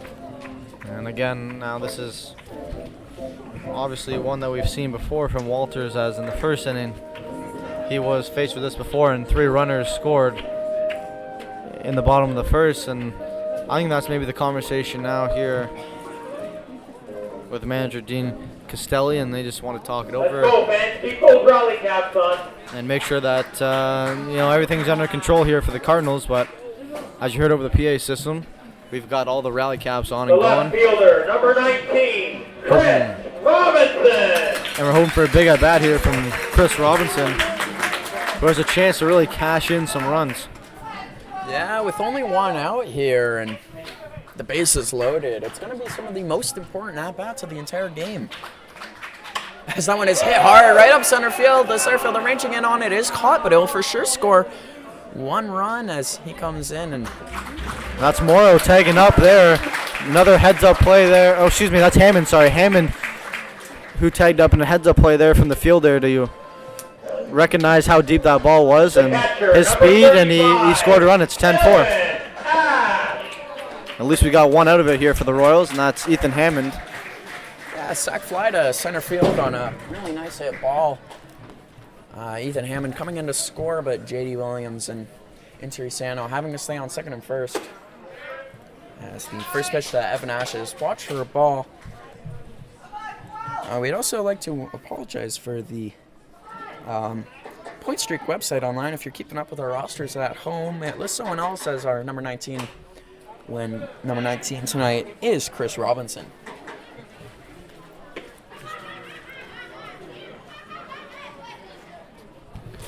It's a 10-4 ball game with the run coming in to score. Runners still on first and second. 1-1 count now. As that swung on and hit right to second, he'll flip it to short for a inning-ending ground out. 10-4 ball game as the Royals are able to answer back with 1 run. A run on 2 hits, 2 runners left on. We go to the top of the 6th. Hamilton 10, 12-4. So 1 sole run there from the Royals, and they make it a 10-4 ball game, but that's not going to be enough here. It's still got 6, 7, 8, 9 to go, but I mean, you can see how well this could work out for the Royals if they just get on base early, as they did in the bottom half of that inning. So, yeah, we've seen a lot of really big comebacks and a lot of big blown leads this season in the IBL. So it won't be the most crazy thing in the world to imagine a 10-3 comeback. And just as you said, if they get runners on the bags like they did with no outs, anything can happen. Well, yeah, as you said, in the first inning and now in the bottom of the 5th, 2 leadoff singles capitalized, and Very good start. we're able to score on both of those occasions. So that's clearly what's working, is getting to the pitcher early and cashing in on runners on base early. Yeah, you have to wonder if Walters is going to come back out and see Mike off the board. the bottom of the 6. He has been dealing, but it seems like his pitch count's getting pretty high. Yeah, and obviously we weren't too sure what the stats would be of Walters after giving up 3 in the bottom of the first inning. He then pitched 3 scoreless innings and just gave up 1 there, though he seems to be maybe getting a little tired. As you mentioned, the pitch count definitely going up. So we'll have to see what the Cardinals opt to do with him there. As Kennedy comes back to take the mound here in the top of the 6th inning, working really well in his 5 outs he's gained, 5 outs so far he's gained, as he came in the top of the 1st with 1 out. And we got the 6th, 7th, 8th, and 9th here to score 6 more runs to come back into this one. The Cardinals leading off the inning with Tristan Osika, the left fielder replacement. You have to wonder how well he sees the ball after coming in late. Number 20, Tristan Osika. Tristan Osika at least has 1 fans in the crowd today. It's a nice note he's got 1 fan. That's good. The visiting Cardinals are here in Guelph, and I see near their dugout there they got a little row of fans there, so it's always good to see. The first pitch is fouled on. I always like to see the fans come make the drive from Hamilton out to David E. Hastings Stadium here in wonderful and beautiful Guelph.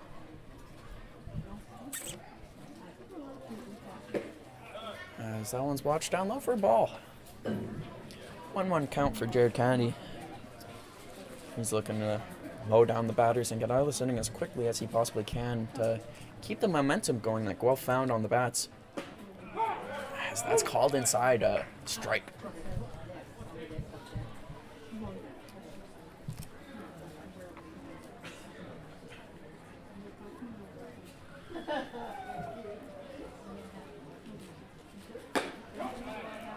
As that one is a called strike on the Chet swing. A really beautiful pitch sequence there for Jared Kennedy to get out of that one. And that's a great start for Jared Kennedy to get that first out. As we were talking about, the previous 3 innings they've had trouble finding the outs early, and it's kind of cost them a decent amount of runs, as now the score is 10-4, but just getting those early outs will be crucial to Kennedy's pitch count and also his confidence as he continues in this ball game. No, you're not wrong.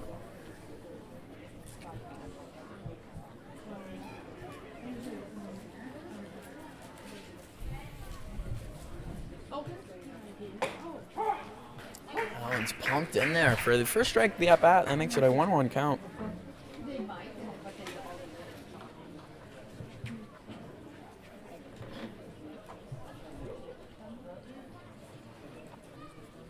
The 1-1 pitch in and popped up to center field. J.D. Williams coming in on it. And he'll make the play on a really long run for him, it turned out to be. Great catch.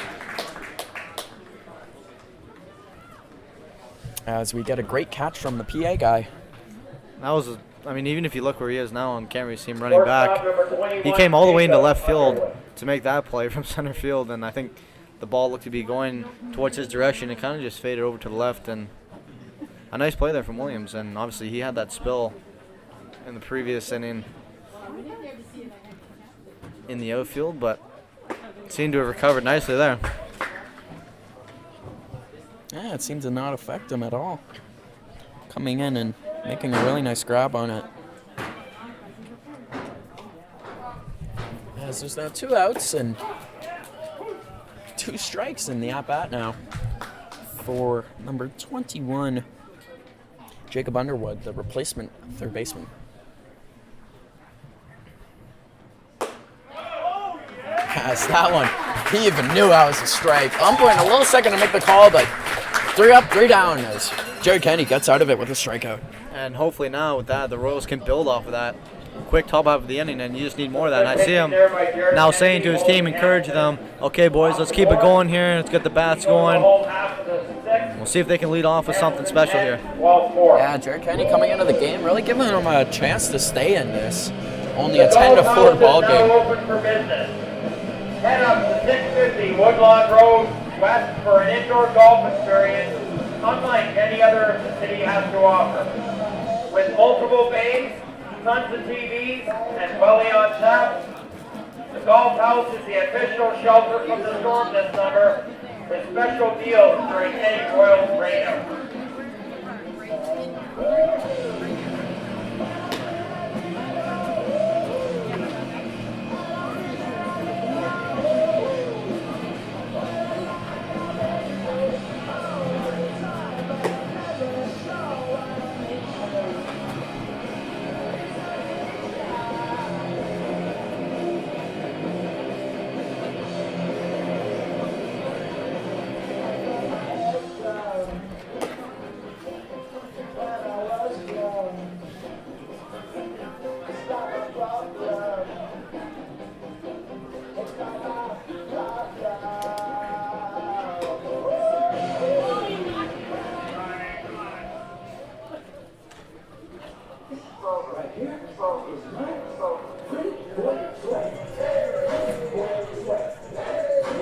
Leading off for Guelph in the bottom of the sixth, the second baseman, number 98, Kyle Good.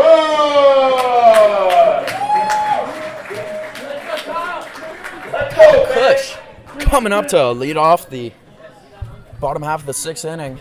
Maybe that's my favorite leadoff song of the night. Little pre-boy swag for Kyle Kush, looking to get on base here as he swung on and just fouled down the third base line. As Logan Walters is back to take the sixth inning.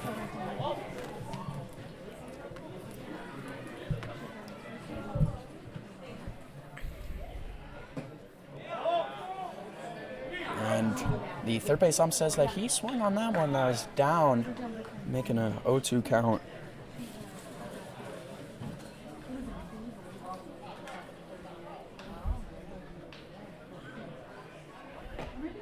And that one is skipped in the dirt right by his feet for the first ball of the at-bat. Walters going for his sixth inning here. Can't qualify for the quality start because he has allowed 4 runs, but we almost saw a quality start here in the IBL, something that we very rarely get to see. Yeah, and he's been pretty solid as, you know, as we said, 3 scoreless. As that ball is hit hard to the second base gap and hit for a single there. He went up and got that thing.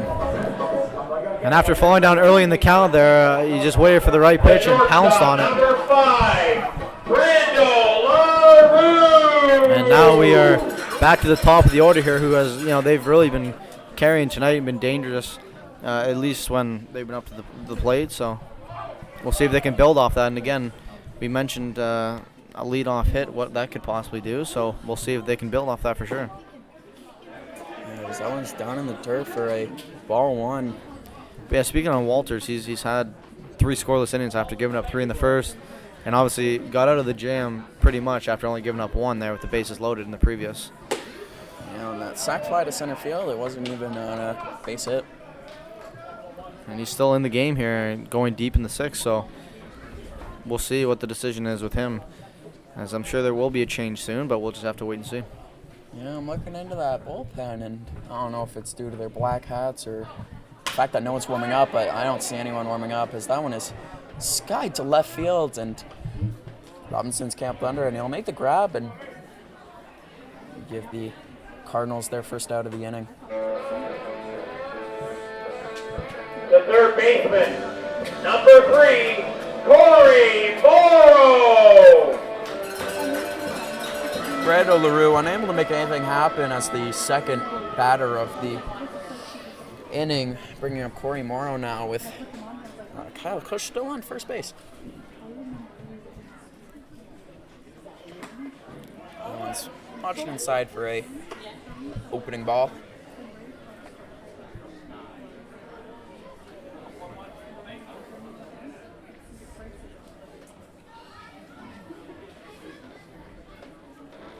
Walters now gets ready. Cush takes off for second base. He'll slide in, and he was beat by the throw for the second out of the inning. That was a beautiful throw from the catcher. I'm pretty sure it's still Bernardo. That was a heck of a play there from Bernardo. Yeah, the catcher. And the communication there from the second baseman just to come in there and then accurate throw that just got him on the rundown. And now that leadoff single is just put to bed. 2 away now. As that's hard hit over the shortstop's head. It'll settle in left field for a single. Would have been really nice to have a guy on base for that. Definitely, and the thing with Morrow, too, that's the third hit where it's been the exact same center left field just like that. That little curve from outside inside right over the second baseman's head, and his third base hit of the night. Right fielder, number 28, Ethan Hannon. Ethan Hammond now up, Rally, let's go. and you're exactly correct. He's got that nice lefty fade to his swing. Not really a pull hitter, Morrow, unlike the ever-dangerous Hammond. Nice, that one skipped in for a ball. Another opening ball.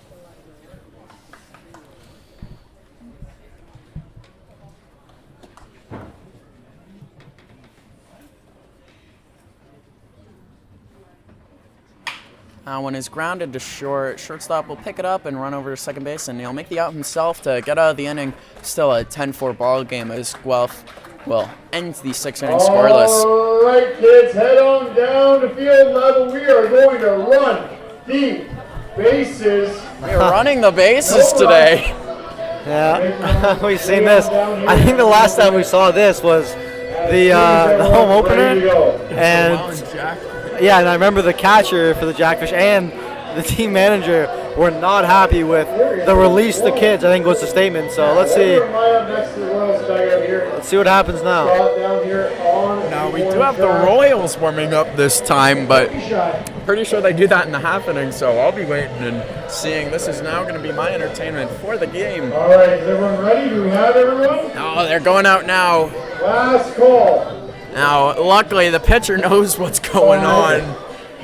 So, if you're all ready here at Guelph, And are we ready? Go. release the kids. Oh, That's not cheating, that's just a head start. here we go. Now, I think this time they chose to do it. Look at the stream, look at the camera. I think this time they chose to do it like this because you have the home team that they're doing it for, and instead of the opposing team who has no idea what's going on, right? But the home team with the Royals, they understand what's going on, so this is a wholesome moment. There's a slide lost down the first base line, picked up by Noah Roberts there. Good guy Noah Roberts coming over to deliver that to the kid who lost Go, it. guys, everyone can finish it up. Leg it up, let's go, let's go, let's go, let's go! There we come, we're seeing the ending of the kids. Definitely making Noah, definitely making Jared Kennedy, I believe, warm up a lot more complicated. I see one kid with a popcorn bucket on his head, and he's wearing that as a little helmet going around. I gotta love, I love the creativity of kids. I mean, that's obviously Right away. something you don't see every day. Now, preaching safety first. Well, down 10-4. Glad to see that someone's still having fun, and it's always fun. I can see a couple rally caps too here from those young fans, teaching them early. I love it. Now, if there's one thing about David E. Hastings Stadium that you absolutely have to love is the fanfare. You get your free freezies for a foul ball, and you got your beer garden for the crabby parents, and you let the kids loose sometimes.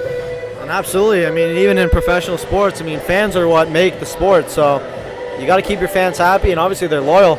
And you see tons of fans here still lined up around the diamond here on the left and right side, and obviously behind where we're sitting. It's been quite the show out here tonight, despite the disappointing score right now, but that's not to say that a comeback is not potentially in play, so we'll see. Again, here in David E. Hastings Stadium, we've seen wilder things go down, so I definitely would not be surprised if we saw some more runs get put on the board before this thing ends. As Jared Kennedy comes out to get his third full inning, possibly, as we see two guys going into the Guelph bullpen looking like the last pitcher probably of the game for Guelph will be after Jared Kennedy.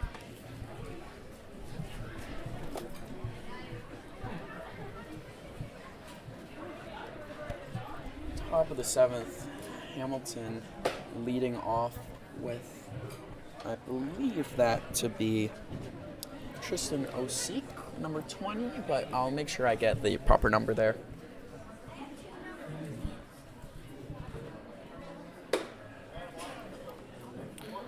No, excuse me, that would be Clayton Keys. Yeah, it's Keys now.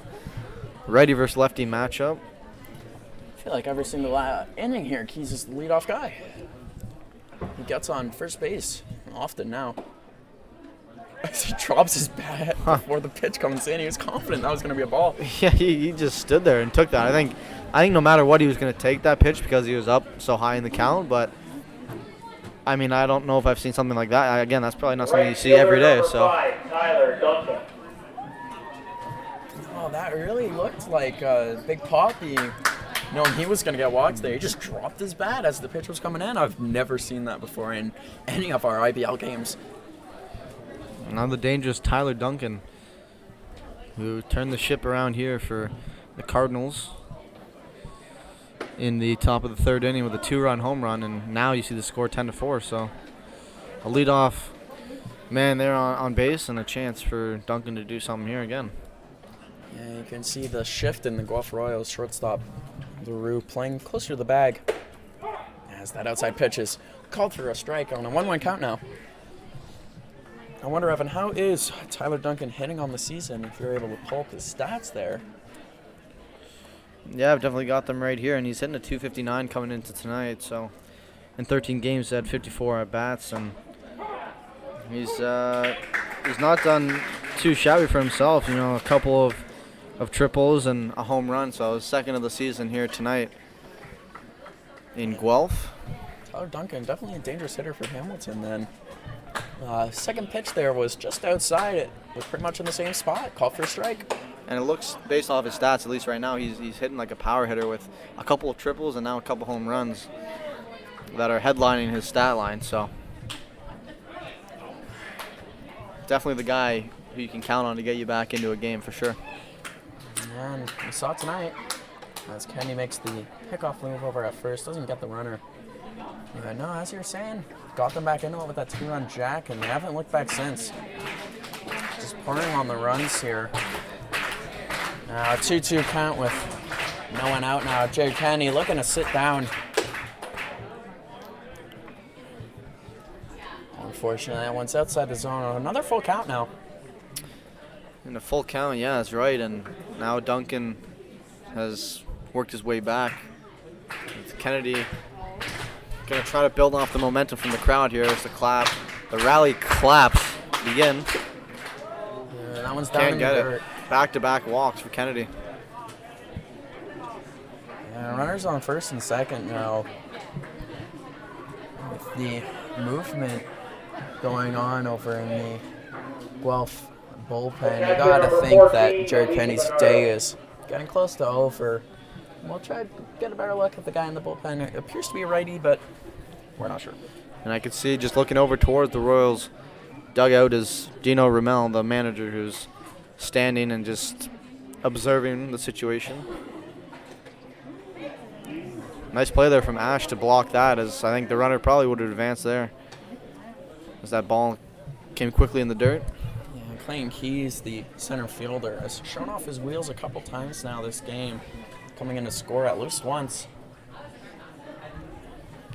Jared Kennedy starts off with a ball as Clayton Keys is getting a huge secondary lead at second base there. He's almost halfway down the line as no one's really keeping him on base. Push has to really come over and challenge him at second. And he goes, brace for third, and the runner's going. Catcher Evan Ash throws to second. They'll get him out at first on a low pickle play. Keys will stay safe at third. He slid into third on the steal attempt, not even realizing he had a chance for a little misplay, miscommunication. He could have ran home. Yeah, and a couple of nice plays to analyze there. Obviously, the stolen base at third But they got Duncan there in a rundown because of that throw from Ash behind the plate coming right into second. Another accurate throw that we've seen from Ash, and not the first one we've seen tonight. But that's really how they got that, an important first out there. Yeah, as you're saying, Ash has been really accurate with that arm. Already gunning at one at second and now cutting him by a lot. I don't think even Duncan thought Ash was going to throw, too.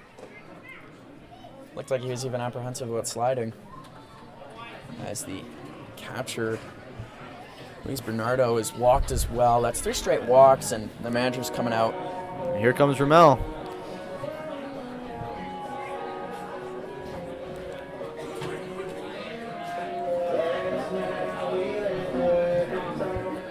It's not the end of Jared Kennedy's day just yet, but they're really trying to get in his head and talk to him a bit more and get him to throw some strikes.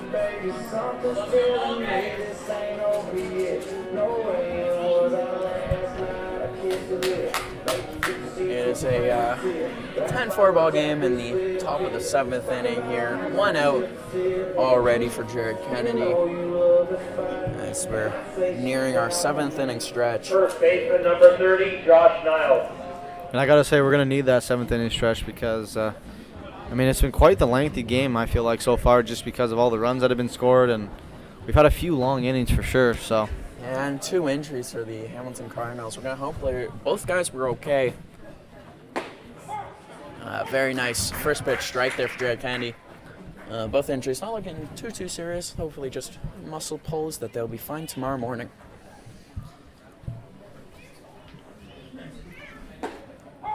Jared Kennedy now pumping 2 strikes in. 2 count now. This is exactly what you're looking for against the Hamilton batter, Josh Niles, first baseman.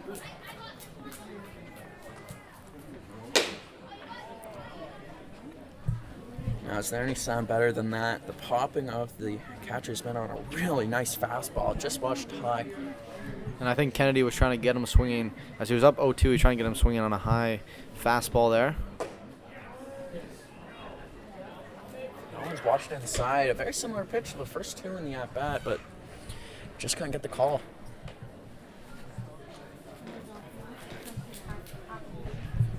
Two count now. As that's inside again, and that one's a strike. 2 outs now in the top of the 7th as Josh Niles is in disbelief. Yeah, and a good pitch there from Kennedy as maybe that discussion held from the manager there and got him caught watching.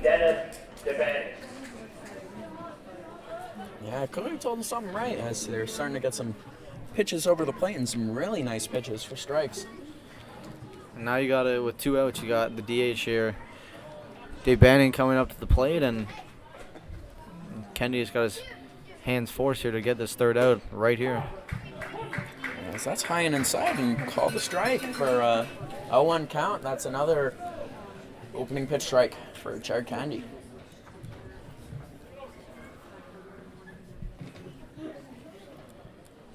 Jared Kennedy now with the 0-1. That one's really inside. Again with that inside heater.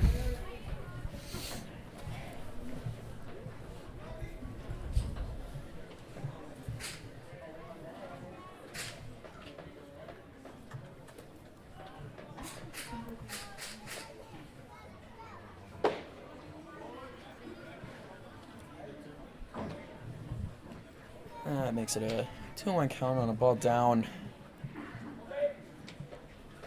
Dennis and DeBanning really making Jerry Kennedy work for this final out of the inning. Runners, of course, on 1st and 3rd. And that one's up high. It makes a 3-1 count. Jared Kennedy has a nice fastball here, so we might get a good power versus power battle with the designated hitter now on a 3-1 count.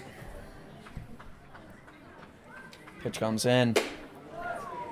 And it's that inside fastball. He just can't locate it.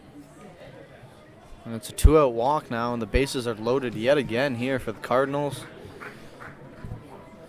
And I think if you're Dino Ramel, as you see him Third baseman cheering number on Kennedy, 48, but Lane Renault. I think you're kind of hoping that he can find this third out and then have a new pitcher come in potentially for the 8th, and we'll see if that'll be the case. But he's got to dig down and find this third out to get out of the jam.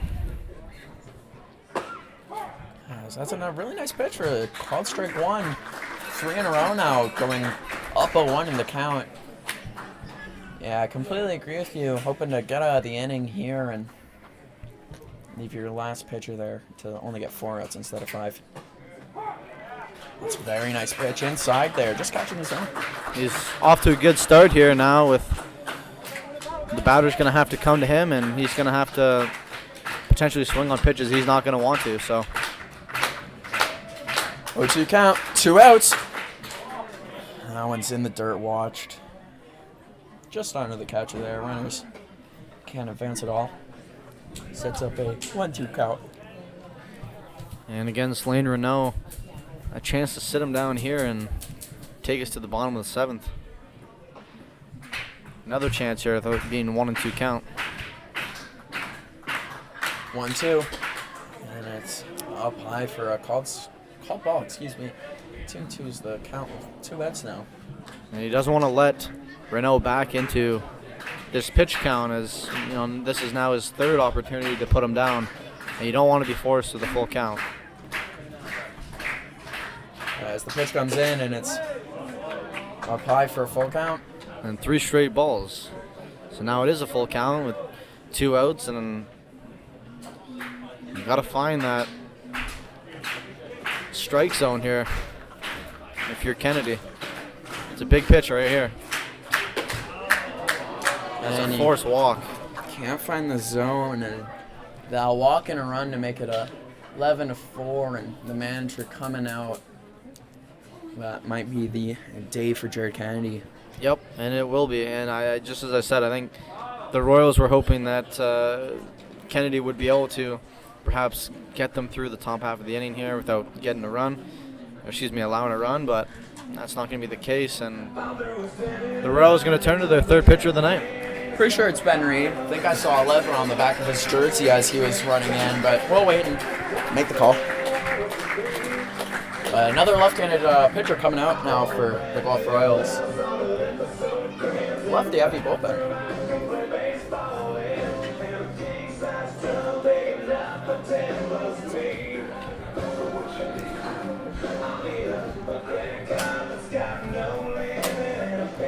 And it will be Ben Reid coming in to pitch for the Guelph Royals, number 11 there. Now pitching for Guelph, number 11, Ben Reid.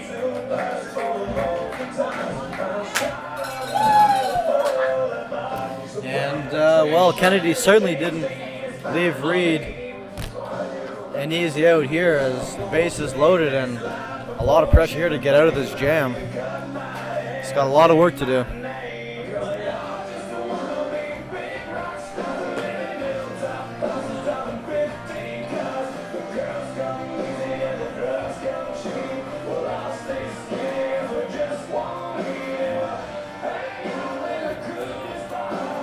Yeah, bringing up Tristan Osik for the Hamilton Cardinals. It's going to be a really dicey situation for Ben Reid to find himself and try to get out of.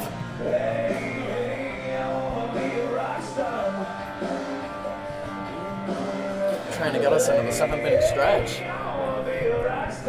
Tristan Osika, who came into the game for Connor Bowie, and he's got a chance now to really blow this game open even more than it is, I'd say, right now. So yeah, 7-run ball game with the bases loaded in the top of the 7th in a 11-4 ball game. As Ben Reid appears to be getting set and ready to play ball. We'll see Osika get in the mound. The lefty batter up now with the bases loaded and 2 outs. Definitely not the situation you would have wanted to see Ben Reid in, though.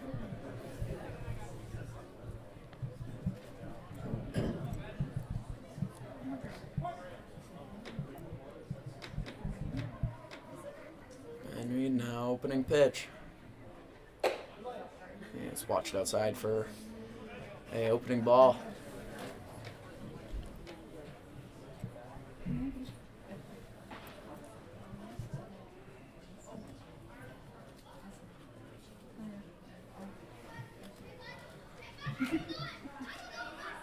Now when it's swung on, hit hard, and that'll get just past the second baseman push, and that'll bring on 2 runs. And just as you were saying, Evan, he had the chance to open it up, and it's now a 13-4 ball game. Yeah, and if this game wasn't blown out of proportion enough as it is now, I mean, that's 3 runs already scored here in the top of the 7th. So Shortstop number runners on the 21, corner still. They may not be done yet. Second baseman number 2, Charlie Towers.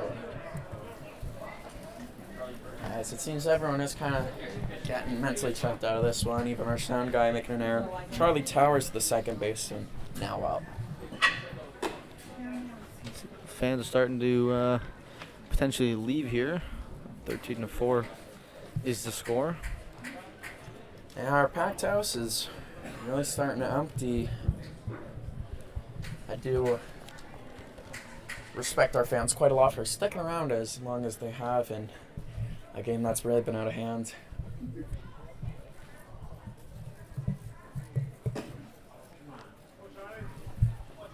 Of course, we'd like to thank everyone in the ballpark and watching at home for joining us for Guelph Royals every Saturday, Tuesday, and sometimes Thursdays. You guys really make the ballpark feel alive, and the chat rooms really come together. As that one's called outside for a strike. Love to see it.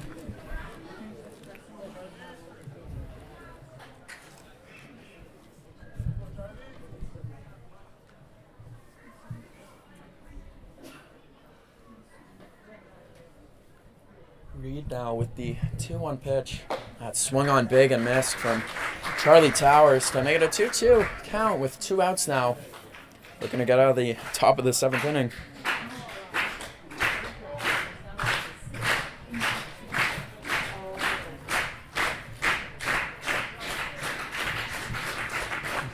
Reid now, the 2-2 as the runner goes. He'll take his free bag and he'll make it a full count.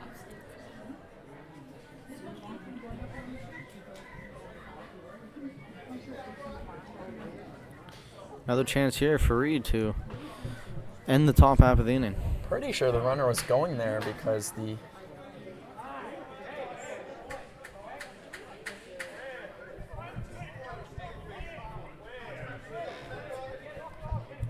there seems to be some bickering going on between the 2 dugouts here.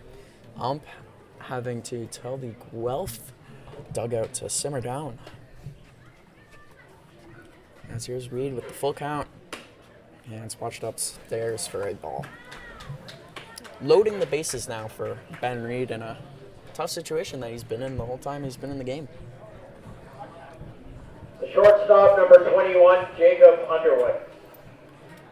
Jacob Underwood being announced as the shortstop. We'll watch and see where he goes and takes the field. I think he's at third.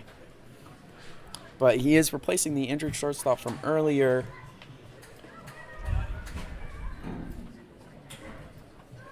I don't remember his name now. As Reid pumps in a strike there to open up the at-bat.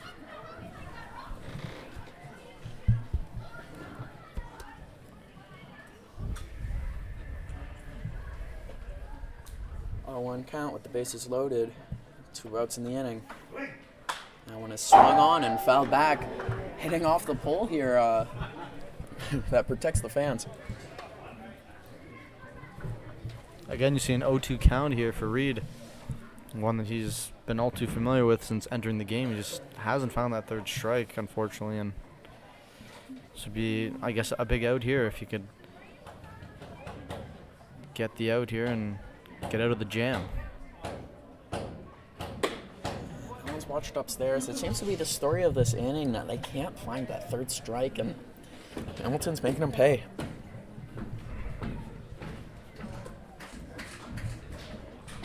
As it's now a 1-2 count, 2 outs, nothing to be afraid of. As Ben Reid now is getting set. 1-2 delivery. Watched inside for a second ball. Really want to see this strikeout pitch come in at the top of the 7th. Yeah, it's another one of those long innings where there's only been 3 runners that have come in to score, but it's just been one of those long innings. The count now even at 2. And that one's outside again. Full count with 2 strikes. We've seen that, I think, a few times this inning where it's been 0-2 to 3-2 to walk. So Yeah, both Jared Kennedy and Ben Reid now with some struggles. In the top of the 7th, we really can't find this stretch. Runner is taking off. That swung on and popped up to center field. JD camping under it, and he will make the play, and we are out at the top of the 7th inning. It's a 13-4 ball game for the Hamilton All right, Cardinals. man. It is that time to get up and stretch out and sing along to take me out to the ball game for the 7th inning stretch.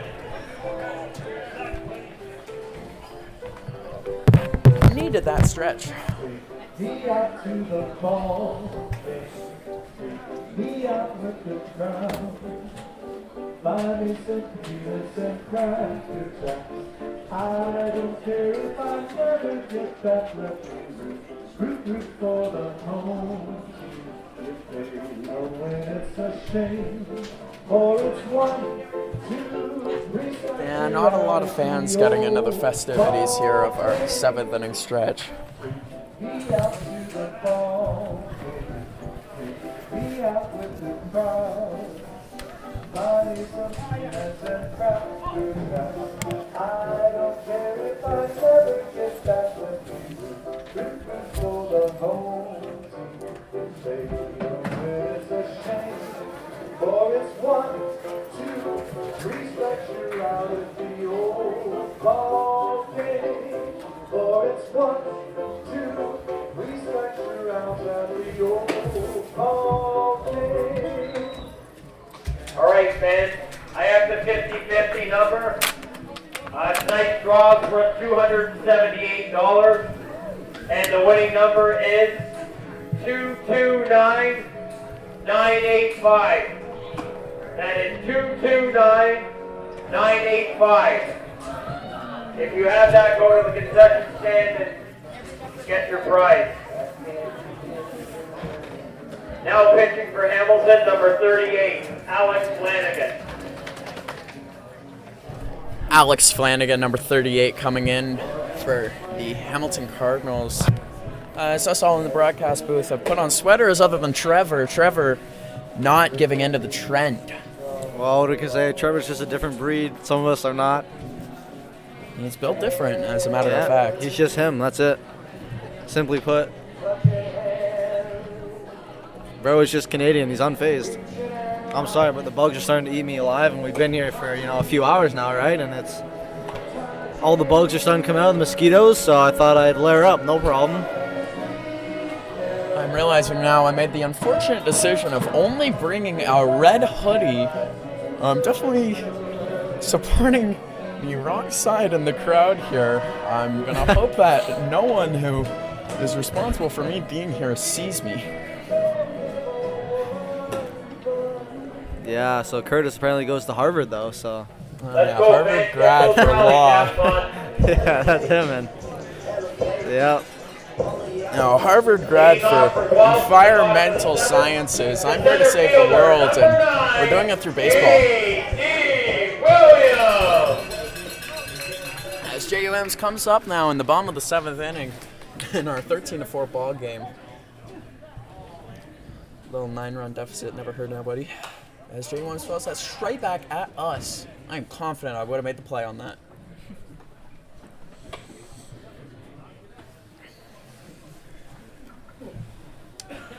JUMs starting out with a strike.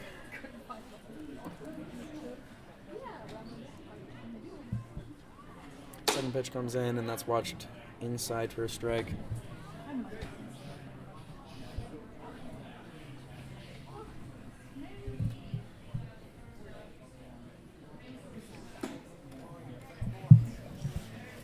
Let's watch for a second ball at the at-bat. Now 2-1 for J.D. Williams.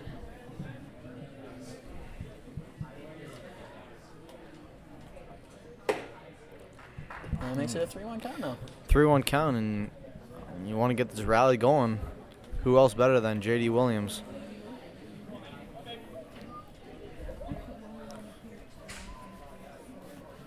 The 3-1 pitch and swung on and fouled back to the first base side. Really far foul over at Evans' car. Yeah, luckily I didn't hear any broken glass or anything, so let's cross our fingers and hope.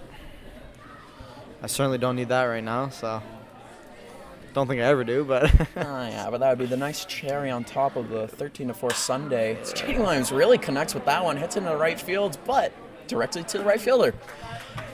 Always frustrating for the hitter to really get good wood on the ball and have it mean nothing at the end of the day.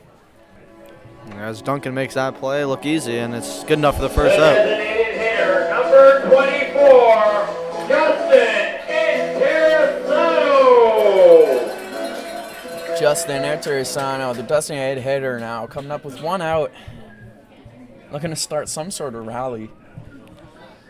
In the wise words of KG, anything is possible. Kevin Garnett, legend, absolutely, and you got to start somewhere, and maybe a spark from the DH here will get the Royals going.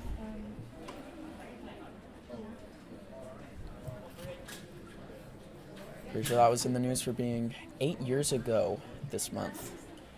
Boston Celtics winning the 2008 NBA championship.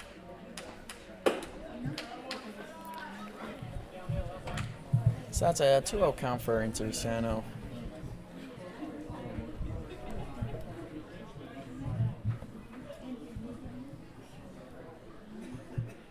As the pitch comes in, called an inside strike as Intersano definitely did not swing his bat.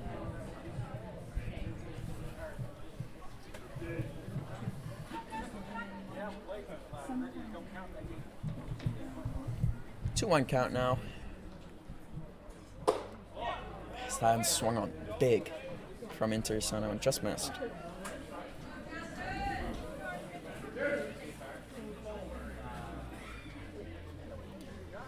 Intersano looking to make something happen here with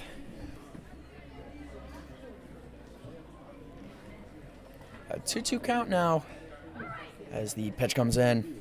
Swung on and popped up. First baseman coming in on it. Yelling ball a whole bunch. You might have heard that up in the booth. And he'll make the play on it for the second out. That's Josh Niles, the first baseman. I mean, we've seen a couple times miscommunication between players, so I don't mind that call at all. Number 22, Noah Roberts. You want to ensure they got that second out, and definitely a nice play. Yeah, a lot of the time when the ball gets popped up in those areas, you don't know if the second baseman or first baseman should come in and make the play. That one's hit hard down the right field line by the lefty, Noah Roberts. Noah Roberts rounding first, going over to two. A big 2-out double from Noah Roberts, the first baseman. 2-0 double. Let's get those rally caps going. Rally caps on and the rally claps going. Number 19, Chris Robinson. This brings up Chris Robinson, the left fielder. A runner on second base. You might as well see whatever you can get.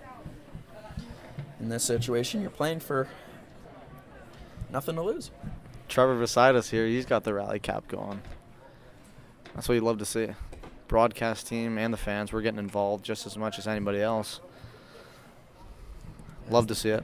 First pitches, skipped in for a ball. If I was wearing a hat, I'd have it going too. Oh, of course. As we root for the Royals.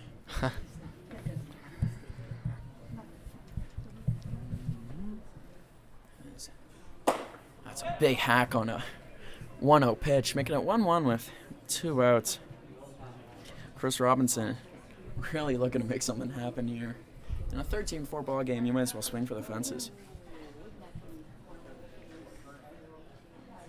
That one is swung on and fell down the first base line again at Evans' car. Yeah, I was just thinking the same thing. It's okay. I mean, as long as there's nothing there when I go out there, we're all good. parking lot was full today, so. Parking lot was absolutely jam-packed for this Saturday game. It was hard to find a good spot. I mean, I was definitely considering parking in certain areas because I know how things run around here with the foul balls, so. I made a educated risk going where I was parking. I put myself beside 2 Jeeps. Hopefully the size of my neighboring vehicles will be protecting my little sedan. Shout out to the Jeep and the other SUV I parked beside. And of course, we'd like to thank everyone here at David E. Gaston Stadium. As you're saying, the parking lot filled before the game started, and our stands filled as well. And a 13-4 ball game, we don't got much to appreciate, but we can thank everyone for coming out to the park, as that one is skied to the right fielder. Camps under it, and he makes an easy grab for the 3rd out of the inning, keeping the ball game 13-4. As no runs on a hit. more fans are getting up to leave. We played 7 complete here. As I was saying, not much to be happy about. We'd like to thank our fans, though, for tuning in anyways. James Rufert saying Dern, as I think we all are here. Dave Ellis saying let's go Royals, and Not Skrillex, we thank you a lot for listening, especially for your first time. Definitely not the game we want to give to you, but we appreciate you for listening in and complimenting the banner. Me and Evan both appreciate that a lot. Thank you.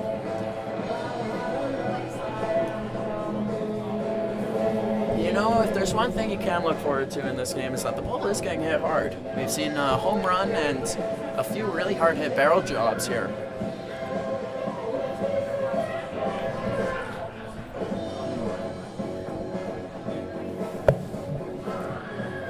And a reminder as well that your Guelph Royals will be back on the diamond tomorrow in Welland to take on the Jackfish.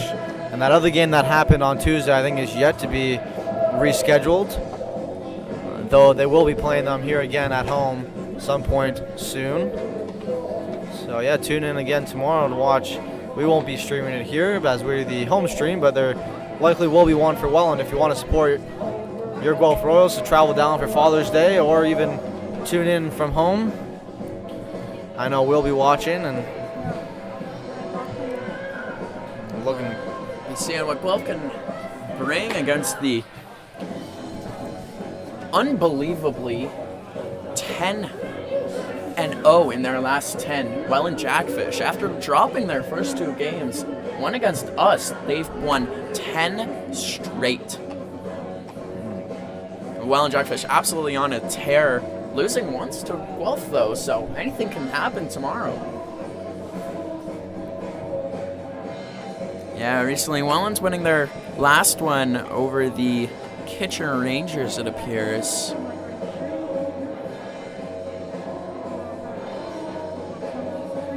I'm pretty sure they did not play today. Yeah, that would be their last game. I'd like to thank Rod Mahood for writing an article about the Welland Jackfish on the IBL website. Of course, you can go check out every single team on the IBL website, as well as stats and ways to donate and support your teams. Top of the 8th, Garrett Hastings, leading off for Hamilton. The center fielder, number 24, Clayton Keys.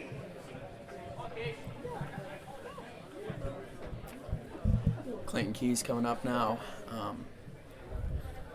Just listening to the dugouts now as the game's gotten a little quieter. I'm still wondering what the bickering back and forth was about that forced the umpire to make the Guelph side quiet. As Ben Reid takes the mound again for the top of the 8th. Very nice first pitch strike.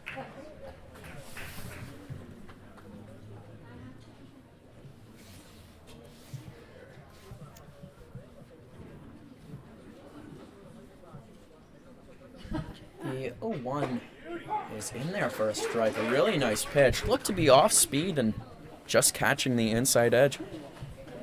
Yeah, I'm just looking at the standings here, and yeah, Welland 10-2. Hard to believe that they're 10-0 in their last 10 games. Obviously, with Hamilton being 7-6, with Yeah, that's a strike. The That's Royals really nice 3 pitches. being 4-8. coming into tonight's game, so they're obviously looking to get back in the win column and may have to wait till tomorrow, but we'll have to see. Obviously, a nice first out of there. Number 5, Tyler Duncan. I wonder what changed for the Jackfish, really showing out after those first 2 games. They just found their groove, and obviously, I mean, baseball, typically in the MLB, the longest season of the 4 major sports, and teams go on runs like this all the time, win streaks, but baseball's just like that, and Welland, they found their groove, it seems like. That's a very nice pitch. Another strike. Make that 5 straight. And no, as you're saying, this could even happen with our Guelph Royals. It's a really talented roster. They could really string together a streak of wins at any time. And yeah, for the Royals, they just got to clean it up on all cylinders, and they too could be like that as well. As that ball is smashed down the right field line. I don't know where that went. Legitimately, didn't see it after it hit the bat. I've never seen a ball get out that fast in my entire life. Yeah, and guess who it was? Number 5, Tyler Duncan, his 2nd home run of the night. Duncan? And that's his 3rd home run of the season, and his 2nd home run, and now all the fans, I think, are starting to pack it in. So they're in the 8th inning here for a solo shot that time, and the dugout's loving it there for the Cardinals. That one was gone as soon as it hit the bat. The catcher, number 14, Louis Bernardo. Yeah, hit over the right field wall. The dimensions here are 325 in the corners and 393 in the 397. Excuse me, in the deepest area. So that's a really nice first pitch strike. That ball must have carried over the fence, 75 feet. I mean, that was crushed. That was not even close to the wall. And you see Hannon he couldn't do anything but watch, and same as the rest of us there. So the only sound I was able to hear after that was the pom-poms of the what seems like the one Hamilton fan here, as he was absolutely ecstatic watching that one go over. It was almost like a stunned silence fell over the crowd as that ball was rocketed.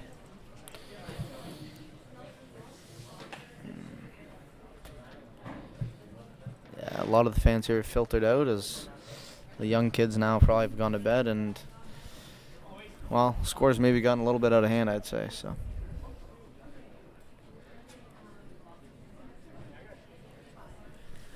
From where I'm sitting, I'm able to count 21 fans remaining as that one is popped up to left center. J.D. Williams calls off Robinson, and he'll make the play for the second out of the inning in our 14-4 ball game. I feel like the mood completely shifted after that big First home base, run. number 30, Josh Niles. it absolutely did, and obviously the Royals got off to a quick lead here, 3-0, and what a turn of events it's been here tonight.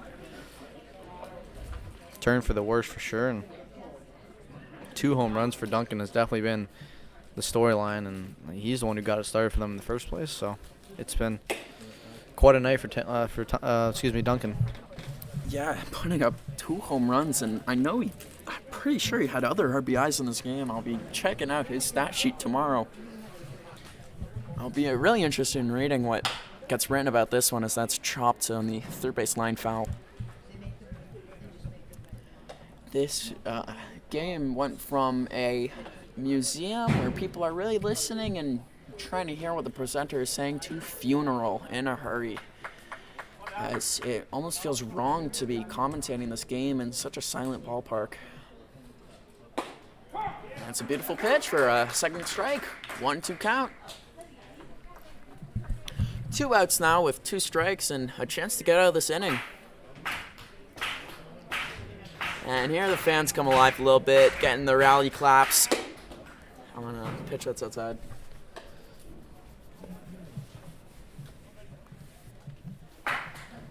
Two and two's the count, 2 outs. More clapping on the way.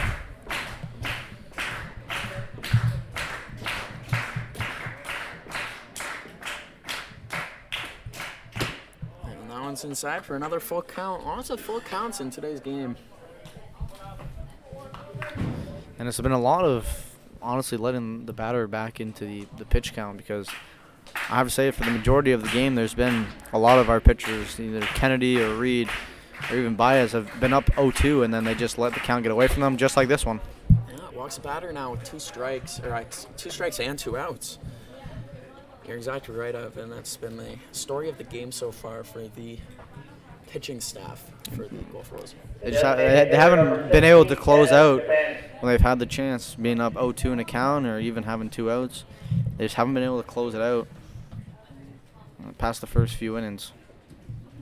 Yeah, you gotta think that clutch pitching is gonna be worked on extensively in practice coming up, as going up 3-0 in this game is definitely not what you would have expected looking at the final score here. Well, not even final, but the score here. 14-4 for the Hamilton Cardinals, if you're just joining us.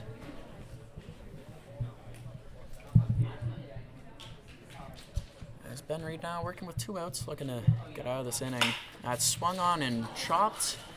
Oh, a really nice sliding play by Brando LaRue. He can't quite make the throw on a hop, and the runner will be safe, but wow, that was pretty. Nice effort there from LaRue and from Roberts as well, just to make the play. Still, it was just a little off time there, and top of the inning still remains intact. You know, with the timing he had there and how fast the runner was getting down the first base line, it actually seemed like he had a slight chance there, but a really hard throw to make, sliding over to the third base side. As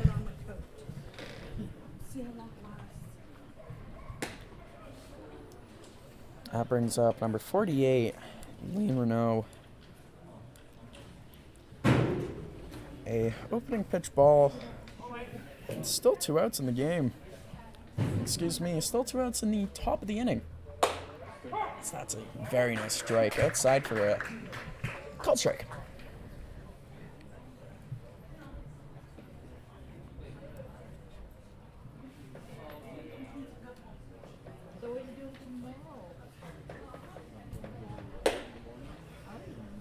Another pitch watched.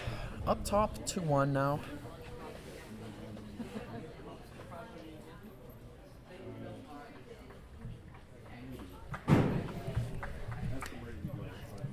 One count for Ben Reid. He delivers, not swung on and missed. Sent up 2-2. Another chance here for Reid to put him away and head to the bottom of the 8th. And we'll see if he can capitalize this time around. 2 outs now in the 14-4 ball game. The 2-2 delivery. Swung on and missed, and they get out of the inning. That brings us to the bottom of the 8th inning. Hamilton putting up 1 run in a 14-4 ball game. Yeah, and another home run there from Tyler Duncan. A solo shot this time around. So 2 home run game for him, and that's definitely been the highlight of tonight's game. Yeah, 2 home runs and 3 RBI at least for Duncan. And he's been the charging factor, the leading factor in this Cardinals team, and now you're seeing a conversation with Ramel, the third base coach, and the ump. Yeah, we'll be keeping our eye on this. Is the ball boys even getting into it? The bench is starting to clear here. I'm not sure, but there's definitely conversation. What's going on? There's yelling back and forth. The ball boys really getting into it. Maybe some taunting going on. I'm not entirely sure. It seems like the left fielder running out there's laughing and joking around, but I don't know how jovial the Guelph dugout is in comparison. I think, to be completely honest with you, I think the Royals are just frustrated with how tonight's gone, especially after such a promising start. I think the entire club is just frustrated, as are their fans, as they continue to filter out one by one here. Of course, the diehards staying in it until the very last dying breath. And we'll see if that dialogue gets to anywhere by the end of the night. Yeah, of course you don't hope for any fireworks or anything like that. Of course, it's a 14-4 game, so it'd be very misplaced and just ill-willed, honestly. Misplaced and useless, as it's 14-4. I really don't see the point of it, but perhaps there's something we don't know. We're watching from a distance here, and we'll continue to inform the viewers as to what's going on here on the field. Man, if only we had a sideline reporter for moments like these. I'd love to hear what's going through the mind of both the Hamilton coach and the Guelph coach. Just the difference between the two mindsets and sides throughout this altercation is there's been a game inside a game now.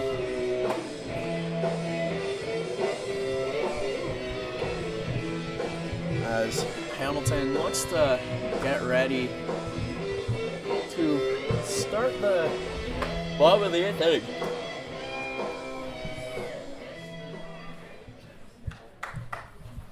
Bottom of the 8th here at Hastings, leading off for Guelph.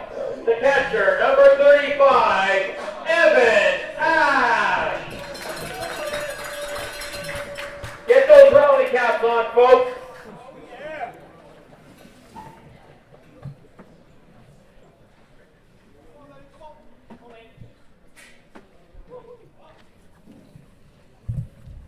As the first pitch comes in now, watched for a ball to start the bottom of the 8th inning.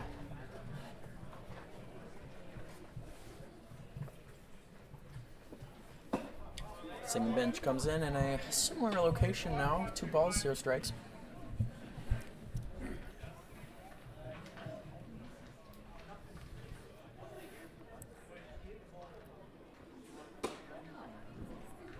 Another ball now for a 3-0 count.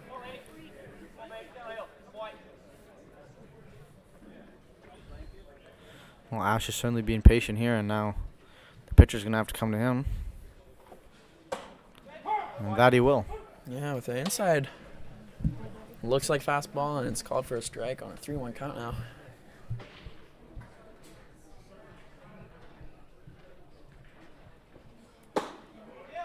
And it's called the ball, and he'll take his base.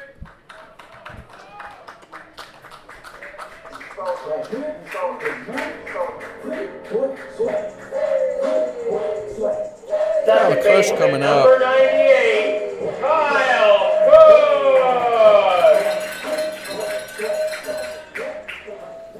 Okay, well, leadoff man on first. Let's get those rally caps going. 1 on with no outs. We got Trevor with the ravi cap. That's watched outside for a ball. That's 5 straight now.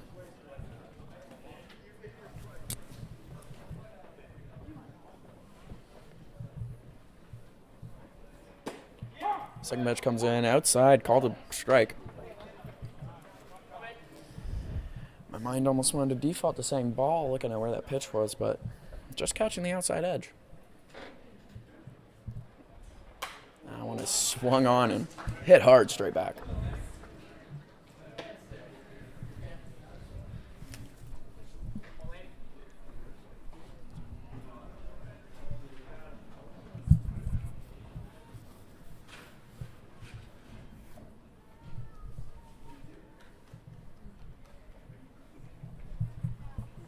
The 1-2 pitch comes in, it's swung on and it's fouled back again. That one missing the fence, going into a tree. That one is at all the cars. Luckily, the trees here at David E. Hastings Stadium are protecting the community.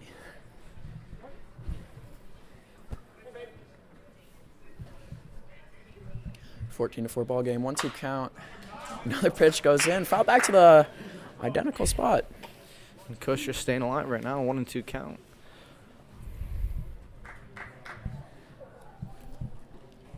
Kush stepping into the box. Getting ready for the 1-2. Swung on and hit to the second baseman. That's flipped over to shortstop, thrown over to first for the double play. 2 quick outs.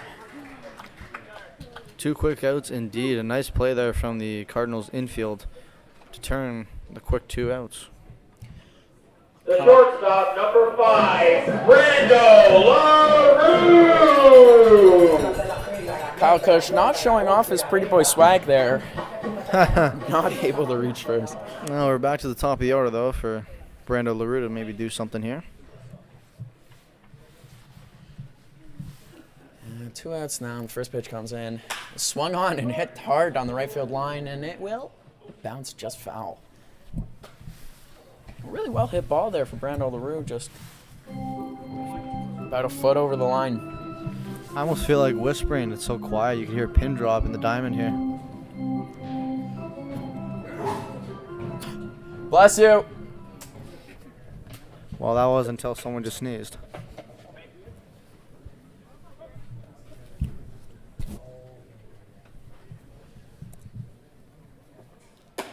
As that one is watched up top for a ball now, a 1-1 count.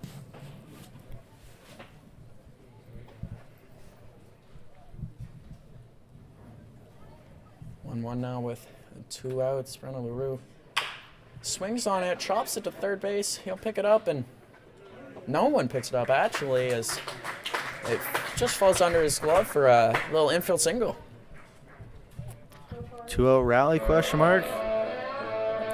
Corey Morrow, see if he's going to hit one of those little floaters to the left side again. Seems to love hitting it to the left side, and the Royals could certainly use him here for sure. Yeah, I'd like to see if he does another one of those fades to the left. Just as you're saying, you were noticing it all night, and he's not, what, 3 for 3 on those? No, maybe not 3 for 3, but he's gotten 3 of them. He's had 3 over there for sure, yeah. So that one's pumped in for a ball. Still 2 outs now. Brando LaRue on first base. Wow, that is a really nice breaking pitch, just finding the zone.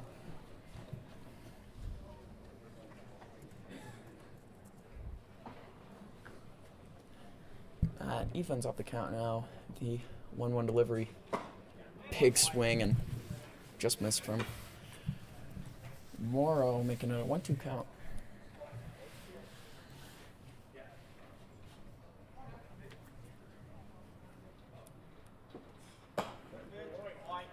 And that was absolute silence there before the pitch.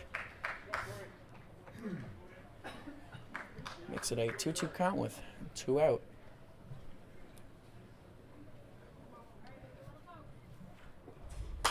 Swung on and fell back down the first base side, right where the cars are. And Corey again staying alive here. Evens the count here in 2-2, and he's good at working these pitch counts, so we'll see if he can do some damage here. Takes another one there inside. Someone did not sound very happy about that pitch, but just missing a spot there. Again, story of the game. Full count. Swung on and missed, and that'll end the inning. 14-4. Hamilton putting up 1 run in the top half. Guelph putting up nothing in the bottom. Nothing across for Guelph, a hit, a runner left on. Top of the 9th, Cardinals 14, Royals 4.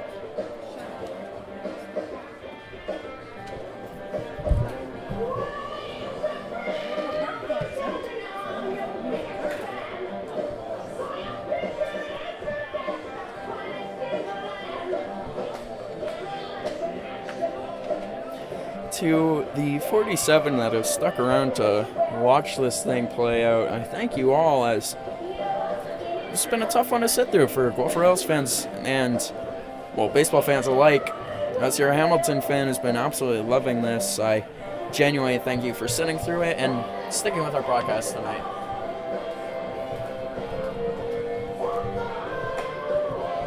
Of course, you hope for better, especially going into these night games. This is the main event of the IBL Saturday, the 7:30 time slot.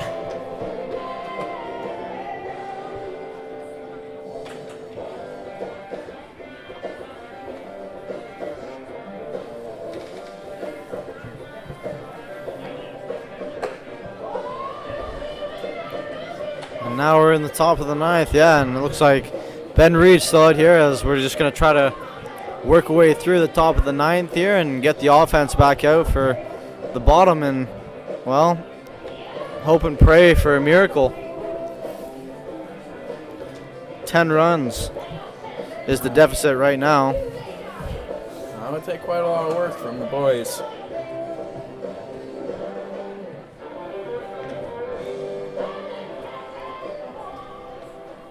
But 10 runs. Leading off for Hamilton, top of the ninth, number 20, Tristan Osika. Tristan Osika leading off, the 8-hole hitter now, replacing an injured player earlier in the game. Has taken over in left field, and him and Hamilton have not looked back since.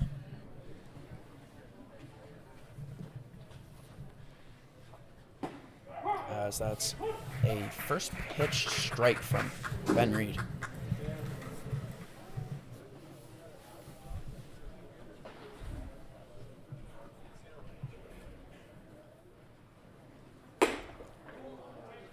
As that one's taken upstairs for a ball.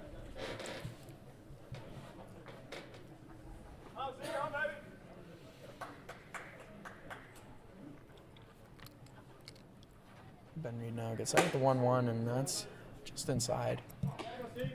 Pretty sure there's some movement going on in the Hamilton bullpen. Maybe bringing a closer just to see this thing out.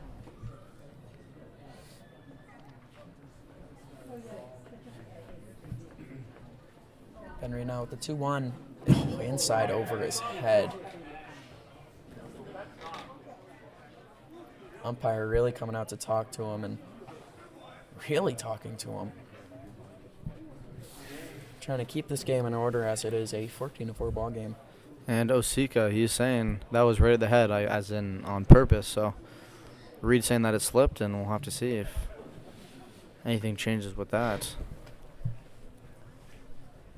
3-1 count now. If he's gonna hit him, he's gonna hit him. Able to hear the clear as day up here.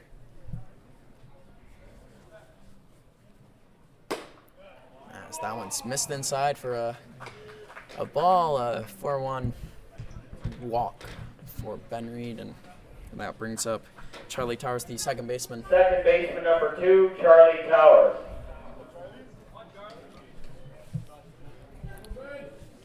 I guess I never really noticed before because it's never been that quiet, but that one echoing through the ballpark. I'm a PA guy. As Ben Reid delivers the first pitch for a strike again.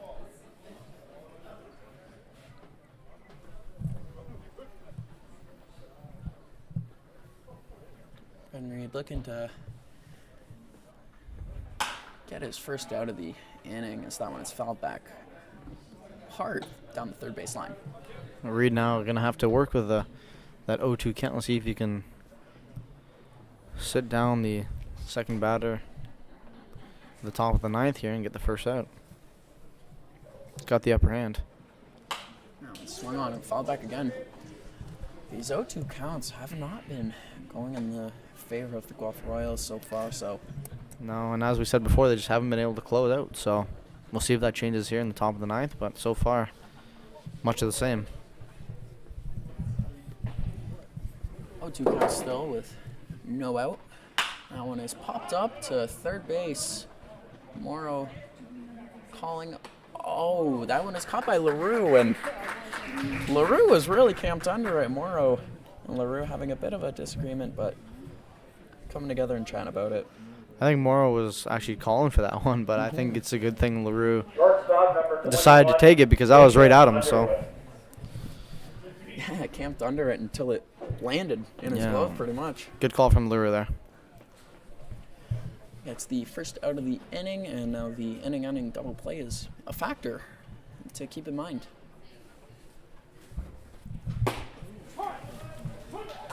As that's another first pitch strike. As that's one of the weirdest sounding dogs I've ever heard before. Yeah, I don't know what happened there. That one is swung on and surprisingly hit hard on the left field line by a lefty. Just foul. Yeah, that would have been interesting. I'm questioning if that noise was made by a human being or not. I think it's that dog there on the right side, but I don't know what happened there. Choked on a stick or something, who knows? Jacob Underwood at bat, the No, lefty. another 0-2 count here. And Reid got the first out, being up 0-2, so Swung on and another ball down their third base side. staying alive. That one is well over at the Cars, but you gotta think the tree's playing protector there. That's Ben Reid with another 0-2 pitch. Swung on and fouled straight down. Can't close out. And Underwood now back-to-back foul tips, and he stays alive. Count remains at 0-2 with Reid still having to work hard for this third strike and second out.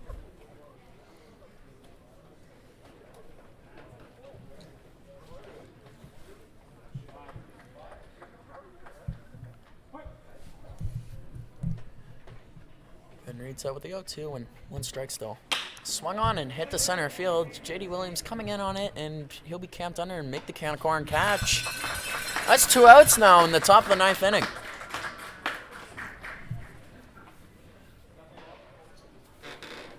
This has been Center fielder number quite the long 24, game. Clayton Keys.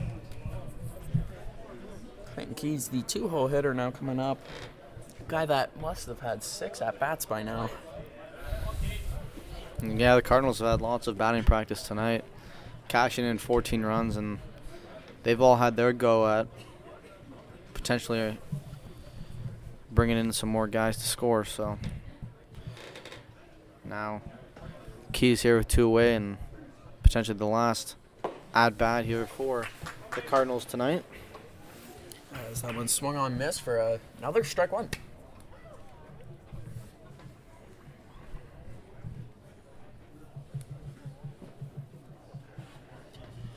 Ben Reid set now with the 0-1. Pumped in the zone for a strike. I was about to say, that better be called a strike. That was a beautiful pitch from Ben Reid. Now this is third batter in a row now you've seen up 0-2. Maybe even a chance here to put him away. As On a that check is swing. not swung on. Almost got him swinging on that ball in the dirt. That was close.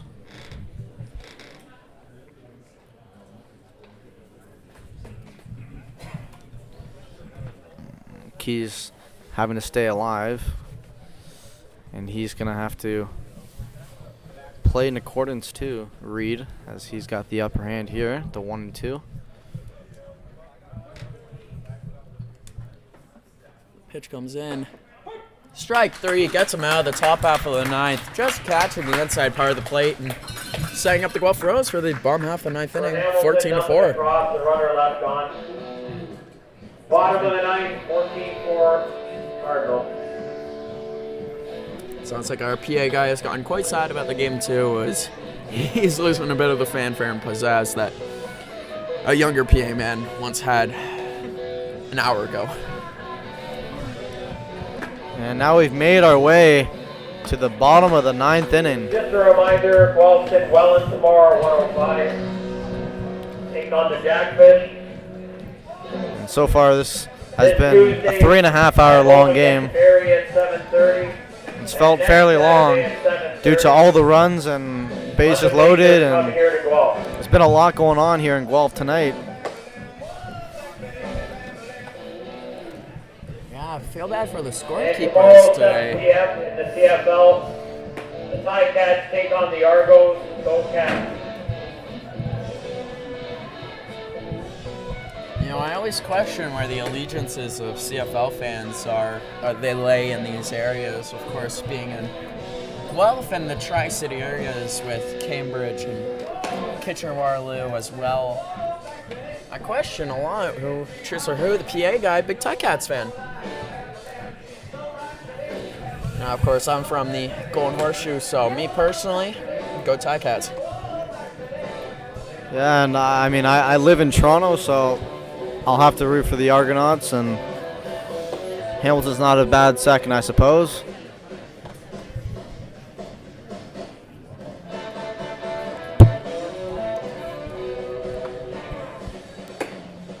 As it looks to be the same pitcher that was already out there for the last 2 innings, making quick work of the Guelph Royals so far. Number 38. Leading off for the Royals, I think his name the was right fielder, number 28, yeah, not sure. Hannon.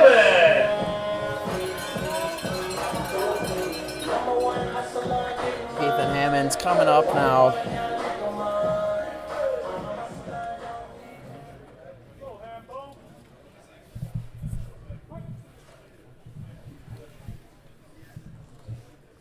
As the first pitch comes in, it is taken outside for a strike.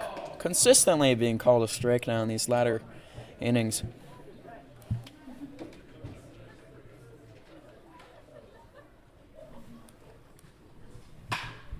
That one is pushed from Ethan Hammond down the left field line. I was not expecting that in the slightest. And that's not something you see very often from Hammond. He loves that right side.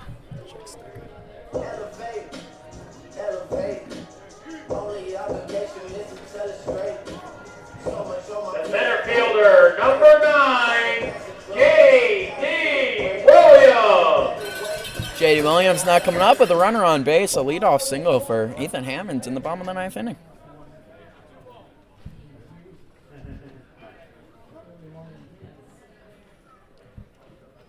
As the first pitch comes in, it is swung on big by J.D. and just missed.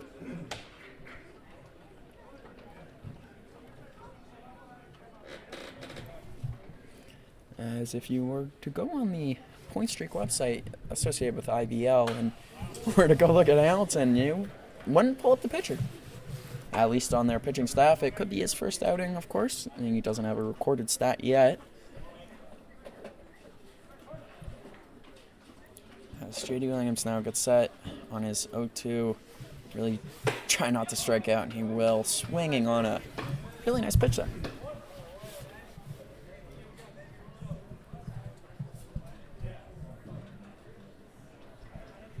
That'll bring up Interisano with 1 out and a runner on first base. Very much so in the latter half. Hitter number 24, Latter stages of this 9th inning. Interisano coming up. 1 out. Anything but a ground ball is not bad in this situation, but that's popped up. Third baseman running in on it, putting his hand out to block from the light, and he'll drop that in foul ground, losing it in the lights.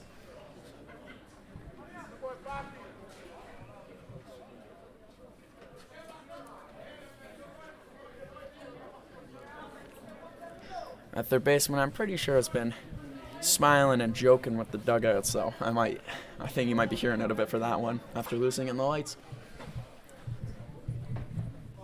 And Interisano stays alive now. 0-1 with 1 out in the bottom of the 9th. Tough to see with those lights glaring down at you, so not an easy play. It's almost like the sunlight. It's just looking straight up into the lights for a pop-up like that in foul territory. Never an easy play in a night game with those, those huge lights and they're as bright as they are, right? So it's a tough play. No, absolutely correct. Correct by comparing it to the sun. That one's grounded to first. First baseman picks it up, fires to 2, and that's thrown back over to first, and they'll end the game on a ground-out double play. Of course, we'd like to thank you all for joining us on our beautiful Saturday night here in David E. Hastings Stadium. We'll thank all of you for tuning in and joining us in person. 14-4 for the Hamilton Cardinals. Evan, any last words now? Well, that was certainly a long outing and a long game. And we want to thank you all for tuning in and everyone for coming to the ballpark despite the score being 14-4. And obviously we thank you for your support.